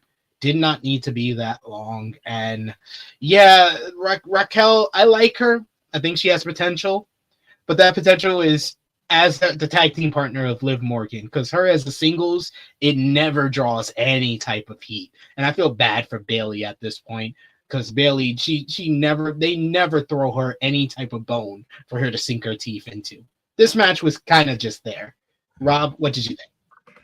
Yeah, you hit it right on the head there. The match was just there. I kind of was wondering, like, well, I mean, maybe for like a split second, I'm like, well, I don't know if they're gonna put Bayley as the #1 contender because she's feuding with Roxanne right now. So I figured that Raquel was gonna win. I do agree with what you said about Raquel. Like being a tag team champion, that's fine. I'm very curious to see where they go with this because I don't see Raquel winning the Intercontinental title. I think the next person that wins the Intercontinental title is going to be Becky Lynch. That's my opinion. But See that. As far as Bayley goes, I always like having Bayley on my TV. So her losing out, I don't like it, but I get it, if that makes sense. Yeah, it makes sense. It makes sense. I mean, I just want more for Bayley. She deserves more after what she did last year, winning the Royal Rumble and the match she had with Io at WrestleMania. I just wanted more for her. It seems like she's going to probably be in the multi-woman matchup for this Intercontinental title at WrestleMania. JJ, what did you think about this match? All due respect to Lyra Valkyria, Bayley should have beat her for the championship. It needs like a prominent person on there that is like a star like Bayley to make this title important, because right now it's almost forget that she has it until she fucking comes out with it. Like, it is so not important. Like, it is nothing compared to Chelsea Green in the United States Women's Championship at all. Like, my God, it's like night and day with those two championships. Like, Chelsea Green is like supporting it like she's the leader of the free world. Like, but I mean, the match. Oh, yeah, there was a match. Yeah, the only thing I paid attention to in this match was how amazing Liv Morgan looked. Like, Liv Morgan was smoking on Raw last. I mean, I love the look. God, it's still fucking completely bruised the fuck up. But yeah, this match was a match. It happened. Raquel won. The bell rang, and they did 11 minutes of wrestling, and it rang again. The fact that during 11 minutes is fucking incredible. During a commercial break, we did get a Braun Breaker video promo responding to Balor, saying that he's going to destroy him next week. There was a video clip of Randy Savage defending the WWF Championship in a cage match against Ted DiBiase at Madison Square Garden in 1988. Then we saw more celebrities: William Jackson Harper, Chris Diaz, Josh Segura, and Narendo Wick. I don't know any of these people. I knew the William Jackson Harper. I've seen him before in a show. I think it was Abbott Elementary. But other than that, I didn't know any of these people. Next up, we get Michael Cole is in the ring, and he's here to interview WWE Women's World Champion Io Sky. Io comes out to a big reaction from the Madison Square Garden crowd. Cole congratulated her on winning winning last week the Women's World Championship, and now cashing her ticket on the road to WrestleMania. Io then gets on the mic and she says she calls it a dream to be standing here, the Women's World Champion, and to be going on to WrestleMania as the champion once again. She was over the moon knowing that she was headed to WrestleMania, and I love Io just celebrating in her own way, doing a little point to herself and going crazy. It's so adorable. This brings out Michael Cole to introduce her challenger for WrestleMania, Bianca Belair. Bianca congratulated Io and said that she was excited for them to be headed to Mania. Cole then wanted to steer the pot a little bit as he asked Bianca if Rhea Ripley would still be champion if Bianca was not sitting at ringside last week. Belair said that she has had enough drama lately and that she was only out there to watch the match. If Rhea thought that she would put her hands on her and she wouldn't do anything and she'd get away with it, she didn't know her at all. This brought out the former WWE Women's World Champion Rhea Ripley to a huge pop, probably the biggest of the night so far for Rhea coming out here. She was skeptical of Bianca's explanation. She said that Bianca should have left her to handle her business with Sky, while Bianca should be handling her business with Naomi and Jade Cargill. Bianca said that Rhea was mad because she knew she couldn't beat Io, so she just wanted to use her as an excuse. Because does it make any sense for you to be mad at me for cheering for Io? They got into each other's face. Sky tried to interject a couple of times. First, Rhea paintbrushes her aside. Then Rhea and Bianca each shove her. Like, you get Bianca shoving her as well. So Io just has enough. She steps between them. She slaps the taste out of Rhea's mouth. She then turns around. She basically places Bianca in place for her to slap her across the face as well, even harder than she did Rhea. The crowd then chants for Io as she is livid, saying that she's the Women's World Champion. She's going to WrestleMania. She's not taking any of this bullshit from either of them before she walks out and leaves both women reeling after being slapped across the face. I thought that this was a really good segment to set up what I think is going to be a triple threat matchup. For now, it is still going to be Io Sky defending the WWE Women's World Championship against Bianca Belair.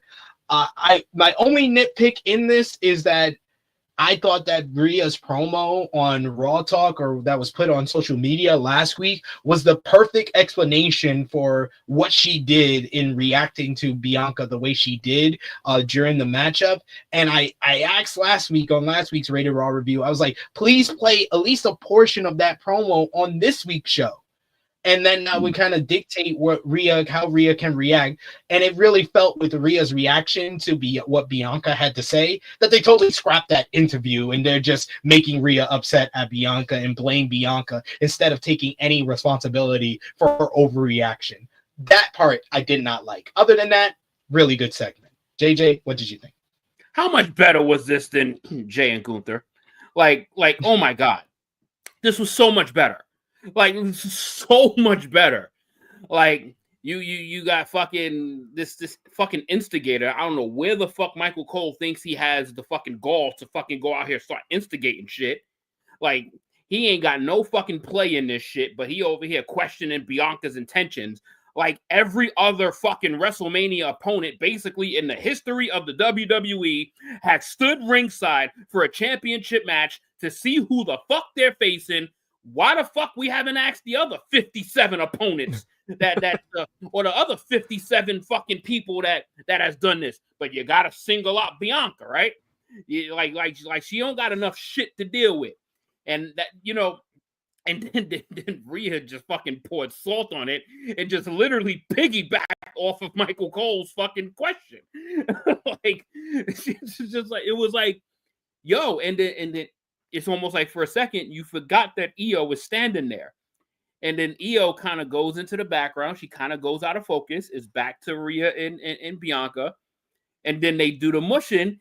And then Io's like, I'm the champion, bitches. Like, it's me.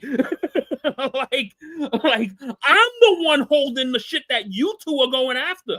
Dummies. Like, you focus on each other, have a match with each other. Have a match with each other, stupid. Pretty much. And she smacked the shit out of both of them and just left.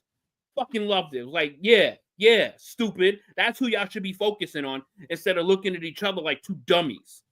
Like Rhea, you just lost the championship to her last week. Like you, not Bianca. You lost it to her. You lost the match in the ring.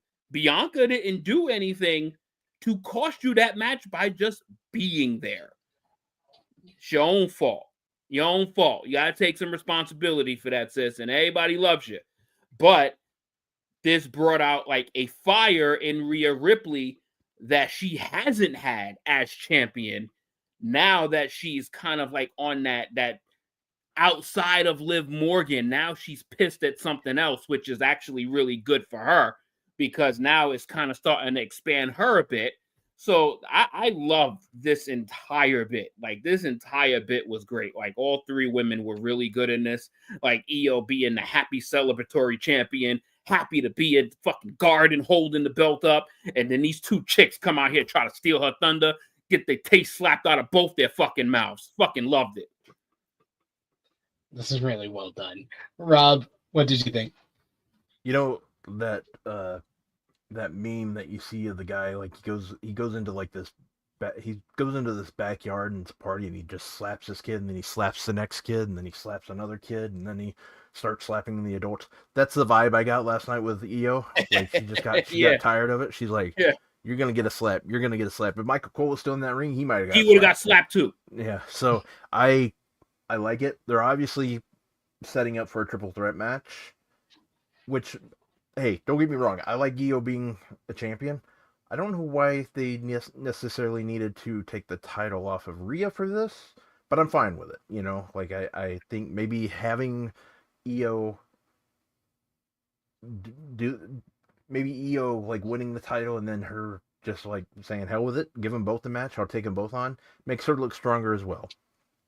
I still think there's something behind like with Bianca. I still think that she has something to do with Jade. That's just my opinion. But we'll see. I'm very curious about this, and I like how they're keeping Bianca on TV. She's always great, and the crowd just eats her up. So we'll see where this goes. I don't necessarily think she'll win the title at WrestleMania. I think Io will keep it, but I know one thing: if they let Rhea win it, I'm kind of just like, what was the point of ever putting the title on? Yeah. So that's the one wrong decision to do in this triple threat. You either put the title on Bianca and kind of do a slow burn heel turn. I don't believe she had anything to do with the Jade stuff, because then that would lessen the impact of the segment on Friday. that is true. With Yeah, Naomi. Like, and then the emotional response she had. Yeah. Yeah, if you find out that the emotional response she had was fake, it kind of lessens, and it also lessens Naomi's motivation for it. Yeah. Was her thinking that she's doing it for her friend. You make a valid point too, because Yeah. Jade went out there and just beat the hell out of Naomi again. So what the hell? Like, why would Naomi be okay with getting her ass kicked twice? Like, Yeah, she so went it makes right good past point. Bianca again. Like, you cool, but I'm gonna fuck this bitch up. Yeah. I mean, that's And Bianca kind of looked at her like, I had enough of this. Do what you gotta do. I get it. Yeah, I get it. And I you're get probably right. I think that Instagram video probably played a part into what I was thinking yesterday. Maybe like just it was her. She worked as a heel. I liked it. I thought it was great. Yeah. And I think that might have played into my thinking there, but I didn't think about that aspect of the Naomi bit, like from last week on That was SmackDown. so good. Oh, That it was was so good. Naomi's good. best work of her career. That was so good. Oh my god. Other than calling your mama, like when she was the Funkadactyl. I mean, it's definitely. He's like, hold on. They gotta compare to that, Yeah. but that was close. Yeah, it's up there. Greg Carter says, I don't think Bianca had anything to do with it, but I do think she eventually sides with her. Yeah, I could see her siding with Naomi, finally being like, oh, you were right. You were actually right. You had my back. I got your back now, and they'll be heels together. I think that's something to do after WrestleMania. The only problem that I have with I think there is a story to tell with Bianca and Rhea being so focused on each other and Io winning at WrestleMania, but I really feel like you would be cutting your legs short on the potential of having a new undefeated WrestleMania streak with Bianca. So that's why I want Bianca to win, to continue her winning streak, because they have not made that a part of her story yet. Right, and right. This would be, I think, her 4th or 5th win straight at WrestleMania. Yeah. And also and it's kind of like random, but I do think when you include Io Sky in this element, she becomes much more interesting in this dynamic as the champion. Mm-hmm. Because if she was just in this as a part of Damage Control, she just looks like a throw-in. But she's actual champion, so she belongs in this picture, rightfully so, instead of her just being a part of a group and then her winning her way into a match. No, because Io Sky didn't win the Royal Rumble. She didn't win the Chamber. She's the women's champion. So she has to be in this picture, which makes more sense to me. And also, this feels like a well-done shock decision by Triple H. This feels like a well-done shock decision by Triple H that has a plan for after. Right? What do we do next? Unlike Jey winning the Rumble. Yeah, and that's what first comment I said is like, how much better is this than those two? Because it's literally there's so much more that this story can give with all the women involved. What the fuck happens after the Jey and Gunther match? What the fuck? Good question. Good question. Yes, Bianca has beat Io in one-on-one competition, but that was a long time ago. Io's has now a streak against Bianca as well, because she cashed in Money in the Bank against her. She beat her at Crown Jewel 2023 when Kairi Sane returned as well. So she has a couple of wins over her. As well. Yeah. And we got Chillin' with Chase says, enjoyed this triple threat build on the show. Good stuff by all 3 women. Yes, this was probably the first or second best thing on the show that night. Probably the best thing on the show was what was next, though. And I'm not gonna lie, it feels good. It really feels good to talk this good about a woman's build into WrestleMania season. Like, it feels good to do this. Because we ain't doing none of that about Charlotte and Tiffany right now. Yeah, well, we ain't. That's what I said. This build. Charlotte and Tiffany make Jey and Gunther look like Cena and Cody right now. I fucking can't stand you. Charlotte and Tiffany. Oh my god, this is the worst fucking booking. Charlie time. You forget that that's a world title match at WrestleMania. Next up, though, I think it was such a mistake making Tiffany Stratton a babyface. I just think it was a mistake. Because it wasn't their intent. You could tell from the Charlotte promo on Raw after WrestleMania. The intent was for Charlotte to be the babyface. Yeah, it's quite obvious. Like it just kind of feel, This everything ain't gonna go the way you expect it to. So this is the hand that they dealt. They're gonna have to make this. They're gonna have to have a fucking banger at WrestleMania. They're gonna have to have a banger match. Yeah. But no, I was just gonna say I agree. Like 100%. They need to have a banger match. And hey, Charlotte had one last year with Rhea, so let's see if she can have one this capable. Year, yes. Yeah. Mm-hmm. I pray for them. But it was time for the steel cage main event matchup. Seth freaking Rollins coming out, and he got a pretty good pop, but then the crowd started booing him and started chanting for CM Punk. CM Punk got a huge pop, probably as big or bigger than the Rhea Ripley pop in the last segment. The match starts off with Rollins chucking his jacket at Punk, who as he entered the ring and attacked him in the ropes before the bell even rang to start the matchup. The crowd booed him for that, but Punk fought back before they wildly started slapping and punching each other, missing each other on a bunch of those. Rollins eventually gets his lick back by powerbombing Punk into the side of the cage, leading to a break in the 3 minutes in. He hits another one during the commercial break. Rollins repeatedly drove Punk into the cage during the break. After the break, we get Rollins opening the door and inviting Punk to leave. Punk instead flips him off, and the screen went black to censor it. This is the same show that had Punk saying bullshit on it last week with no bleep. But okay. Punk used a Hurricane Rana to drive Rollins into the cage head first. He followed up with a GTS to go to sleep. Punk did not go for the cover though. Punk drove Rollins' face into the cage and hit his running knee to the back of the head, causing Rollins' face to bounce off the steel cage. Punk invited Rollins to leave, but Rollins flipped him off as well, with the screen going black once again. Punk repeatedly elbow drop after elbow drop after elbow drop on Rollins. As Cole noted, neither man had gone for a cover yet. Punk hit a third flying elbow drop after flipping Rollins off once again and finally went for a cover, but only got a 2. Punk climbed to the top of the cage, but Rollins met him up there. They used a drone shot to circle them as they started exchanging blows. Rollins yanked Punk down from the top of the cage and hit a massive superplex that got a huge reaction from this crowd. This was a superplex off the cage, but it was basically a normal superplex, but it was very well done and got a huge reaction from the crowd, like I said. Rollins went for a pedigree, but Punk countered into the GTS and only got a 2. Punk went for another GTS, but Rollins countered and gets the STF, the same way that Cena did the move at Elimination Chamber. Rollins reversed that into an Anaconda Vice, but Punk reversed that into an Anaconda Vice, but Rollins ranked his eyes to get out of it. Then Rollins followed up with the curb stomp for a near fall.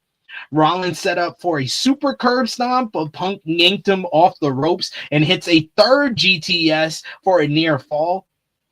A frustrated Punk then hit a curb stomp of his own and only got a 2 count on that. Punk saw the open door, but turned around to see Rollins screaming at him, saying that if you want my house, take it from me. Take it from me, you asshole. You want this from me? Take it from me. Earn it, you asshole. Punk hit him with a running knee, a shining wizard of sorts, and then set up for another GTS. But Rollins reversed that and hits a GTS of his own. He then follows up with a curb stomp for another near fall. The crowd went crazy for that pop, for that near fall. Rollins then goes onto the middle rope and hits a super curb stomp. Rollins seemingly had it won finally, but he just sat there and looked at Punk. He didn't make a cover or go for it, with the door still open. For some reason, the referee never closed the door after the last time Punk went for the door. The crowd began screaming, and you heard like this pop kind of growing as someone was getting close to the cage. And then finally he appeared. It was Roman Reigns, who suddenly pulls Rollins out of the cage, yanking him out of the ring, causing Rollins to pick up the victory. So Roman helps Seth get the win, but he gets it technically because of Roman Reigns. Rollins was absolutely shocked to see Reigns as Roman hits him with a Superman punch. He then spears him, throws him across the steel steps. Roman making some great facial expressions as the camera started zooming in on him. He sees Rollins trying to get up, and he hits him with a curb stomp, getting some revenge from the Royal Rumble. Reigns then places Rollins over the steel steps and sets up for another curb stomp, but officials ran down to stop him. Adam Pearce is down to try to talk him off of it. And then Roman turns his attention suddenly and has an inquisitive look. He's like, what is going on here? And then the camera pans into the cage, and we see Paul Heyman comforting his former client, CM Punk, his best friend in the world, CM Punk. Reigns' confused face then turns into a laughing face. Like, this is cute. As he's about to enter the ring, Roman then comes in and just pushes Paul Heyman out of the way, drives Punk into the cage twice. He then hits Punk with a spear. Heyman is backed into the corner like a battered woman who sees their boyfriend beating up their ex and just is like, praise my tribal chief. The crowd then chants OTC as we see Rollins has been completely wrecked by Roman, and Punk is laid out in the center ring with Roman standing tall and Heyman praising his OTC. This was an awesome ending to this show. This crowd was electric for Roman Reigns. The pop he got in MSG was absolutely thunderous. The biggest pop of the night, and this was a red hot angle to set up what I think will be the night 2 main event for WrestleMania. The OTC, Roman Reigns, Seth Rollins, and CM Punk, 3 of the biggest stars in the game going at it. Maybe they can add some stakes, maybe number 1 contender for the world title, number 1 contender for the Undisputed Championship. But this is the whole issue with this being, and it's set up to be the night 1 main event. By doing this angle the way they did, it kind of told you as a viewer, this is the second hot program behind Cena and Cody. So this will probably be the night 1 main event. The whole issue is Jey Uso won the Royal Rumble. That's literally the only issue that I have with Punk, Roman, and Seth. Is because this should have been the World Heavyweight title match. All right. Jay's gonna start off WrestleMania 41 with a bang, and he's gonna open the show up. Yeah, World Championship match. He's gonna open the show. Yeah, I think he opens night 2, kind of like what they did. Or when was night 1 McIntyre and Rollins, or was it night 2? Yeah. Oh, okay. 2. So I think that's maybe they go that route again. I don't know, but I did love this segment. I love this match. I love this segment.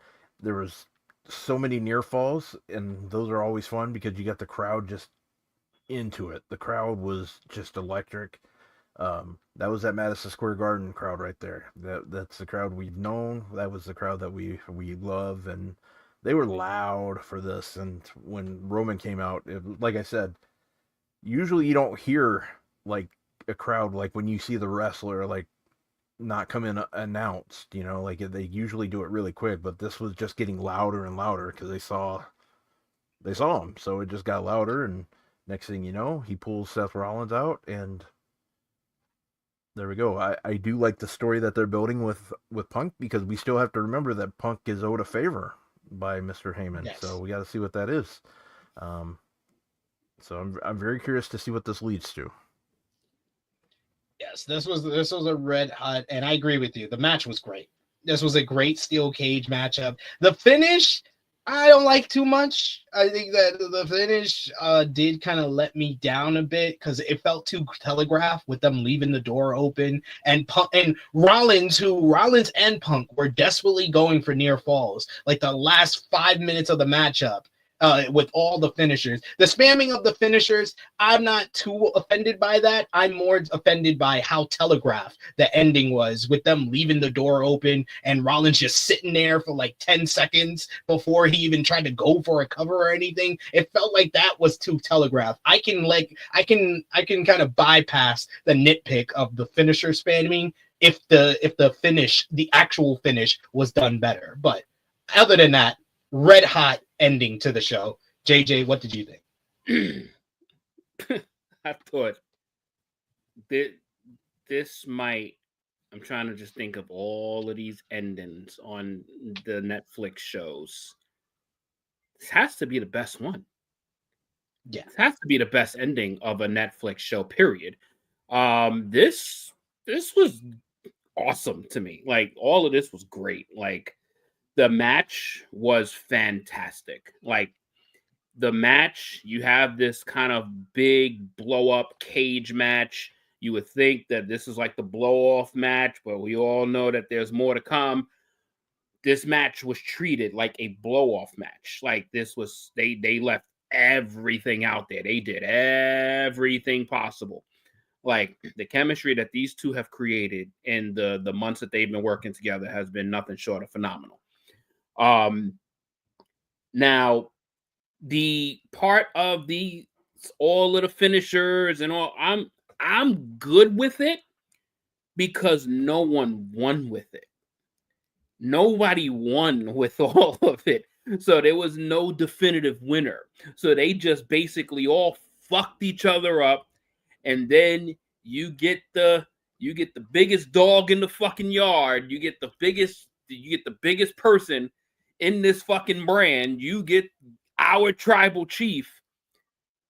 And I was so well like set up by them, because they kind of choreographed that Raw buildup, like that crowd Raw buildup, because there was only a section of people that was going to see him. So that section only got loud.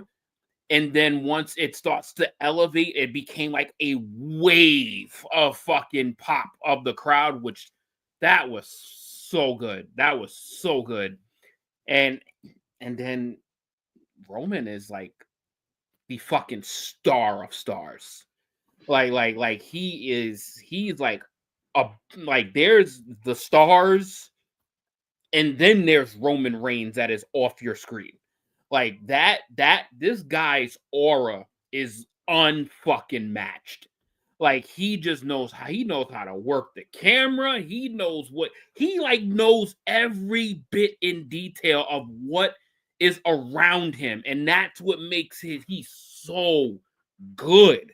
Like he doesn't even have to do all of the extra shit. He just knows how to work with everything that he has. And brick by brick, the Nigels was on. I saw the Nigels. I fucking popped. I was like, yo, this man got on the brick by bricks too. Like, this man, he came not only to service New York, he came out here to whip some ass. Like, just say, because the brick by bricks is a New York sneaker. It's literally made for us here in New York. And he came out to service us and then fuck people up and then show everybody he's the boss of the WWE. You can't get better than this. No. You can't get better than this. This was fucking great. Like, this was great. Like, I'm glad this match didn't have a winner, because it would have kind of, now it's like they're all involved now, which just makes the setup of the triple threat perfect. And now we have an issue between Punk and Roman. Roman. He cost CM Punk his first loss to Seth Rollins in this time frame, and he cost him his first L to Seth Rollins because he beat him. I think that's the first time ever Seth has And beat. if it's an ever, yeah, now I got a big problem with you. But now you know what you got to do when you got a big problem with him? You got to deal with him. You got to deal with him. You can't just talk shit now. You got to get in the ring with the motherfucker. So I just love how all of this is just coming together. Like, this is why I'm so okay if like Jey and Gunther like opens the show, because the peaks of each of these nights are peaks. Like each night is gonna end with peak. Like you got the Cody and Cena story, you got these three, you got the great, probably hopefully 3-way women's match that's gonna happen. Like I'm okay with whatever happens in the beginning of the show. I'm good. I think the way to do it is Jey and Gunther open night 1. So you get a big hot open to WrestleMania weekend. Everybody doing the yeet to start things off. Night 1 main event, Punk, Roman, and Seth. And then night 2 opener, Io, Rhea, and Bianca. And then main event, Cody and Cena. Those are your 4 big programs. They should be the bookend of both nights. I'm okay with it. Let's go. But this was fantastic. Great match. Yeah. Superb finish. Like, good. Fully satisfied from Raw yesterday. Fantastic show. They did not start off, or the middle of the show was not that good, but hell, they knew how to close. Yep. They knew how to Yep. Grand closing. Grand closing. But yes, let us know in the chat. Final call for super chat donation. Thank you so much to everyone who showed their support so far today. And of course, let us know in the chat your match of the night, your MVP, your LVP, whether you gave the show a thumbs up, thumbs down, thumbs in the middle, and out of 10, what did you give last night's show for us on screen for the March 10th, 2025 edition of Monday Night Raw on Netflix in 3, 2, 1. Thumbs up across the board from all of us. Out of 10, Rob, what did you give the show? I give it a 7.5. I'm close with you. I'm more with Annika. I go 7 out of 10. I think that the close of the last 2 segments with the women's 3-way promo and then the main event pushed this up a bit. Like I said, I was close to JJ the last time, one of the last times you were here. I was close to the premiere number of 5.5 during like halfway through this show, but the last 2 segments bumped this up tremendously. JJ, out of 10, what did you give the show? Yeah, yeah, you're right. Like, so I'm gonna go 7 3/4 for me, because the first part of the show was not really great. I did have a lot of fun with LWO and New Day. That was probably like the best part of like the beginning of the show for me. Yeah. Everything else is very forgettable. Literally pretty much everything. But my God, the end of the show was a fucking 10. The end of the show was a 10. So you give me the great women's promo and the great Punk Rollins Roman finish. If the show was even like good, this shit would have been like a 9. But the other part of the show was really not that good. So I'm like so leaning on those last 2 segments because I'm going to remember those 2 for a while. Yeah. I'm left remembering something from this night for months, for weeks, months, probably. Well, the end of the show is going to be for years to come for me. But, obviously you'll have to jog the memory for like the women's one because it was really good, but not as impactful. But this ending was like, man, it's fucking great. So I'm in that spectrum. So I'm going 7 3/4 based literally off the final 2 parts of the show. The other loss is literally from the rest of the show. Agreed. MVP for the show, the OTC, Roman Reigns. JJ? This isn't even a question. The man came out in brick by bricks, bro. Hell yeah, it's a fucking OTC.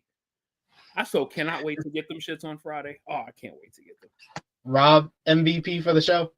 Tie. Roman Reigns, Kathy Kelly. Honorable mention to that girl, Io Scotto. Slapping the shit out of them two chicks right there. Yeah, Io. LVP for the show, I'm going to have to give it to... I have a few choices. I could have gave it to Jey and Gunther for their first dud of their build, but I'm going to give it to Andrew Schultz. Why are you here? Why do you have a microphone, Rob? Ooh, good, man. This is a tough one. Can we come back to me? I need to think on this one. Top guy. I hate to say it. I hate it. I gotta say Bayley. Bayley has just fallen from fucking the highest of highs, and she is just like in the mud of muds. Like, she can't even win a number one contenders match for an Intercontinental match. True. It's Bayley. To me, that's Bayley. Good point. That's a good point. We got Chase, who gives it to Kathy Kelly. We got Safet, who agrees with JJ. Bayley. Chase also giving our tribal chief the MVP. Rob, who you got for LVP? I don't know if this counts, but I think you made a good point towards the end of the match where they kept the door open. So my LVP is creative. Agreed. That's a great choice. Yes, because that's the only issue that I had with that. I was like, I know what's about to happen. Why do they have the door open this long? They could have done so many things there. Like, they could have had both like Rollins and Punk just laid out, and Roman just makes somebody lift or makes them just race the cage, something like that. Or Roman just pushes the referee out the way and opens the door. Like, the referee is about to open the door for Seth because he sees him board the door, and Roman just pushes him out the way, opens the door, and pulls him out. But they wanted him to just pull him out, so they left the door open. I agree. That is a good argument for creative. Yeah. And match of the night, I gotta give it to Seth and Punk. They delivered big time in this cage match. I'm not gonna compare it to Ospreay and Fletcher because that's a totally different type of cage match than this one. But this one got over the hate of each other. The finisher spamming aside, I thought this was really strong. And the finish aside, I thought this was a really strong way to finish the show. And Madison Square Garden ate it up the entire way. JJ? I'm pretty sure it's going to be unanimous across the board. But if anybody compares Punk and Rollins to Ospreay and Fletcher, just stop watching wrestling. You're stupid. Mm-hmm. There's literally nothing similar about those two. The only thing is a cage. Yes. Literally it. It's literally it. Yeah. Rob? Exactly. MVP or match of the night. Steel cage match. The one thing I'll say is they might not like each other, but damn, they can work really good with each other. CM Punk and Seth Rollins, they're really fun to watch together. Even I hope that they've kind of been able to bury the hatchet somewhat, like over the past couple of months or year rather. But either way, they've been kicking ass together, and sometimes that's the best way for people to get over their things is when they're making money. So, but yeah. Those two, man, they're fun to watch together. I will say that much. Two of the best TV matches of the year so far from Steph and Punk for sure. We got a super chat donation from our good brother Chillin' with Chase. Thank you so much, Chase, for the support. He says, brick by brick, this man created this. The man who made us believe again. Acknowledge our tribal chief. Thumbs up. the ones up emoji. Thank you so much to all of you guys sending those super chat donations. Everyone in the chat who is commenting along, telling us your thoughts on Monday Night Raw this week. And I got to give a big thanks to Rob for filling in for Romeo, as well as Top Guy JJ, who always comes through when Romeo decides to run away from the grind. I appreciate you, boy, for joining me today and talking about off month for him because Charlotte ain't having no good weeks, bro. Charlotte, Jalen Brunson is out for the Knicks. It's yeah. No, but yeah. Shout out, and in all honesty, shout out to Romeo. I think it's his dad's birthday today, so happy birthday! Nice. Okay. To Papa Romeo, Papa Cologne out there. But Rob, I want to give you the floor. Let everybody know where they can follow you on social media, when you'll be back on their YouTube screens, and everything you got going on at Fight. Yeah. Hey, well, the one thing I'll say is, like, Romeo not making it gives me time to, like, be here, and, he kind of lets you down, just like LSU lets everybody down. But anyway. Damn, we get all the shots in on Romeo's teams. Romeo, you're great. I love you, but I had the shot there. I got it. You just caught a stray. Yeah, I'm a Justin Jefferson guy, so it's all good. You know that. I took my shot and I went with it. But anyways, guys, follow me at Rob Wilkins on X. I'm also on Instagram at FightfulRob. I can't respond because I can't remember my damn password at all. And good job. Yeah. But anyways, every Friday at 3 o'clock Eastern, I am on Fightful Overbooked with Coexisting with Rob and Maggie. You've seen Maggie on here talking about everything. And we just have a good old time. And what you saw here last week, we pretty much do on our show too. So check us out, Fightful Overbooked, every Friday at 3 o'clock Eastern. I want to say thank you again, SP3, everybody at True Hill Heat, for letting me hang out with you guys for the past couple hours. It was fun. Thank you, Rob. JJ, as always, thank you for filling in for Romeo. Let everybody know where they can follow you. Instagram, you can find me at TrueHill_Top Guy JJ. And on the channel here again, still working out I'm working out a next appearance for March, actually, probably for True Hill Heat. April, I believe I have set in stone for April 12th, the week before WrestleMania. I believe I have April 12th for that. So I'm looking forward to that. So that means I'll hopefully try to get in there a couple times in a 3-week span. And I think next Tuesday. I think I might be here next Tuesday as well. I think I have something to take care of in the morning, but I might make it back here on time to pop in for the next review, because this will be at 3 o'clock in the afternoon. So I ain't gonna see it live. I'm gonna be working, so I'm gonna see it like it's the normal time at 8 o'clock, like Monday Night Raw. So I gotta stay off of social media literally the entire time I'm at work, until I get home. Smart man. Yes, I get to see it at 8 o'clock. Yeah, you get to see it at 8 o'clock your time. 8 o'clock my time. It's going to be sweet the next couple of weeks. But yes, you can follow me on the Twitter machine at TrueHillSB3. Follow the gang, Facebook, Twitter, Instagram, TikTok at True Hill Heat. Patreon.com/True Hill Heat. The best place to support us when we are not live here. I don't think we'll have anything live. Maybe a pre-recorded preview for TNA Sacrifice tomorrow. But we will be live on True Hill Heat Sports and Entertainment. It will be myself, Miss Chrissy Love, and special guest Ella J talking all about The Traitors US Season 3 that just concluded last week. We'll be doing a review of the entire season tomorrow on True Hill Heat Sports and Entertainment. Go over to True Hill Heat Sports and Entertainment, where we did our Daredevil Born Again episodes 1 and 2 review, and I will be back live here on Thursday for AE Ramble reviewing this week's AEW Dynamite. But for Rob Wilkins, for Top Guy JJ, it is me, your True Hill Phenom SP3. This has been Rated Raw Review, episode 58, OTC at MSG. We are signing off until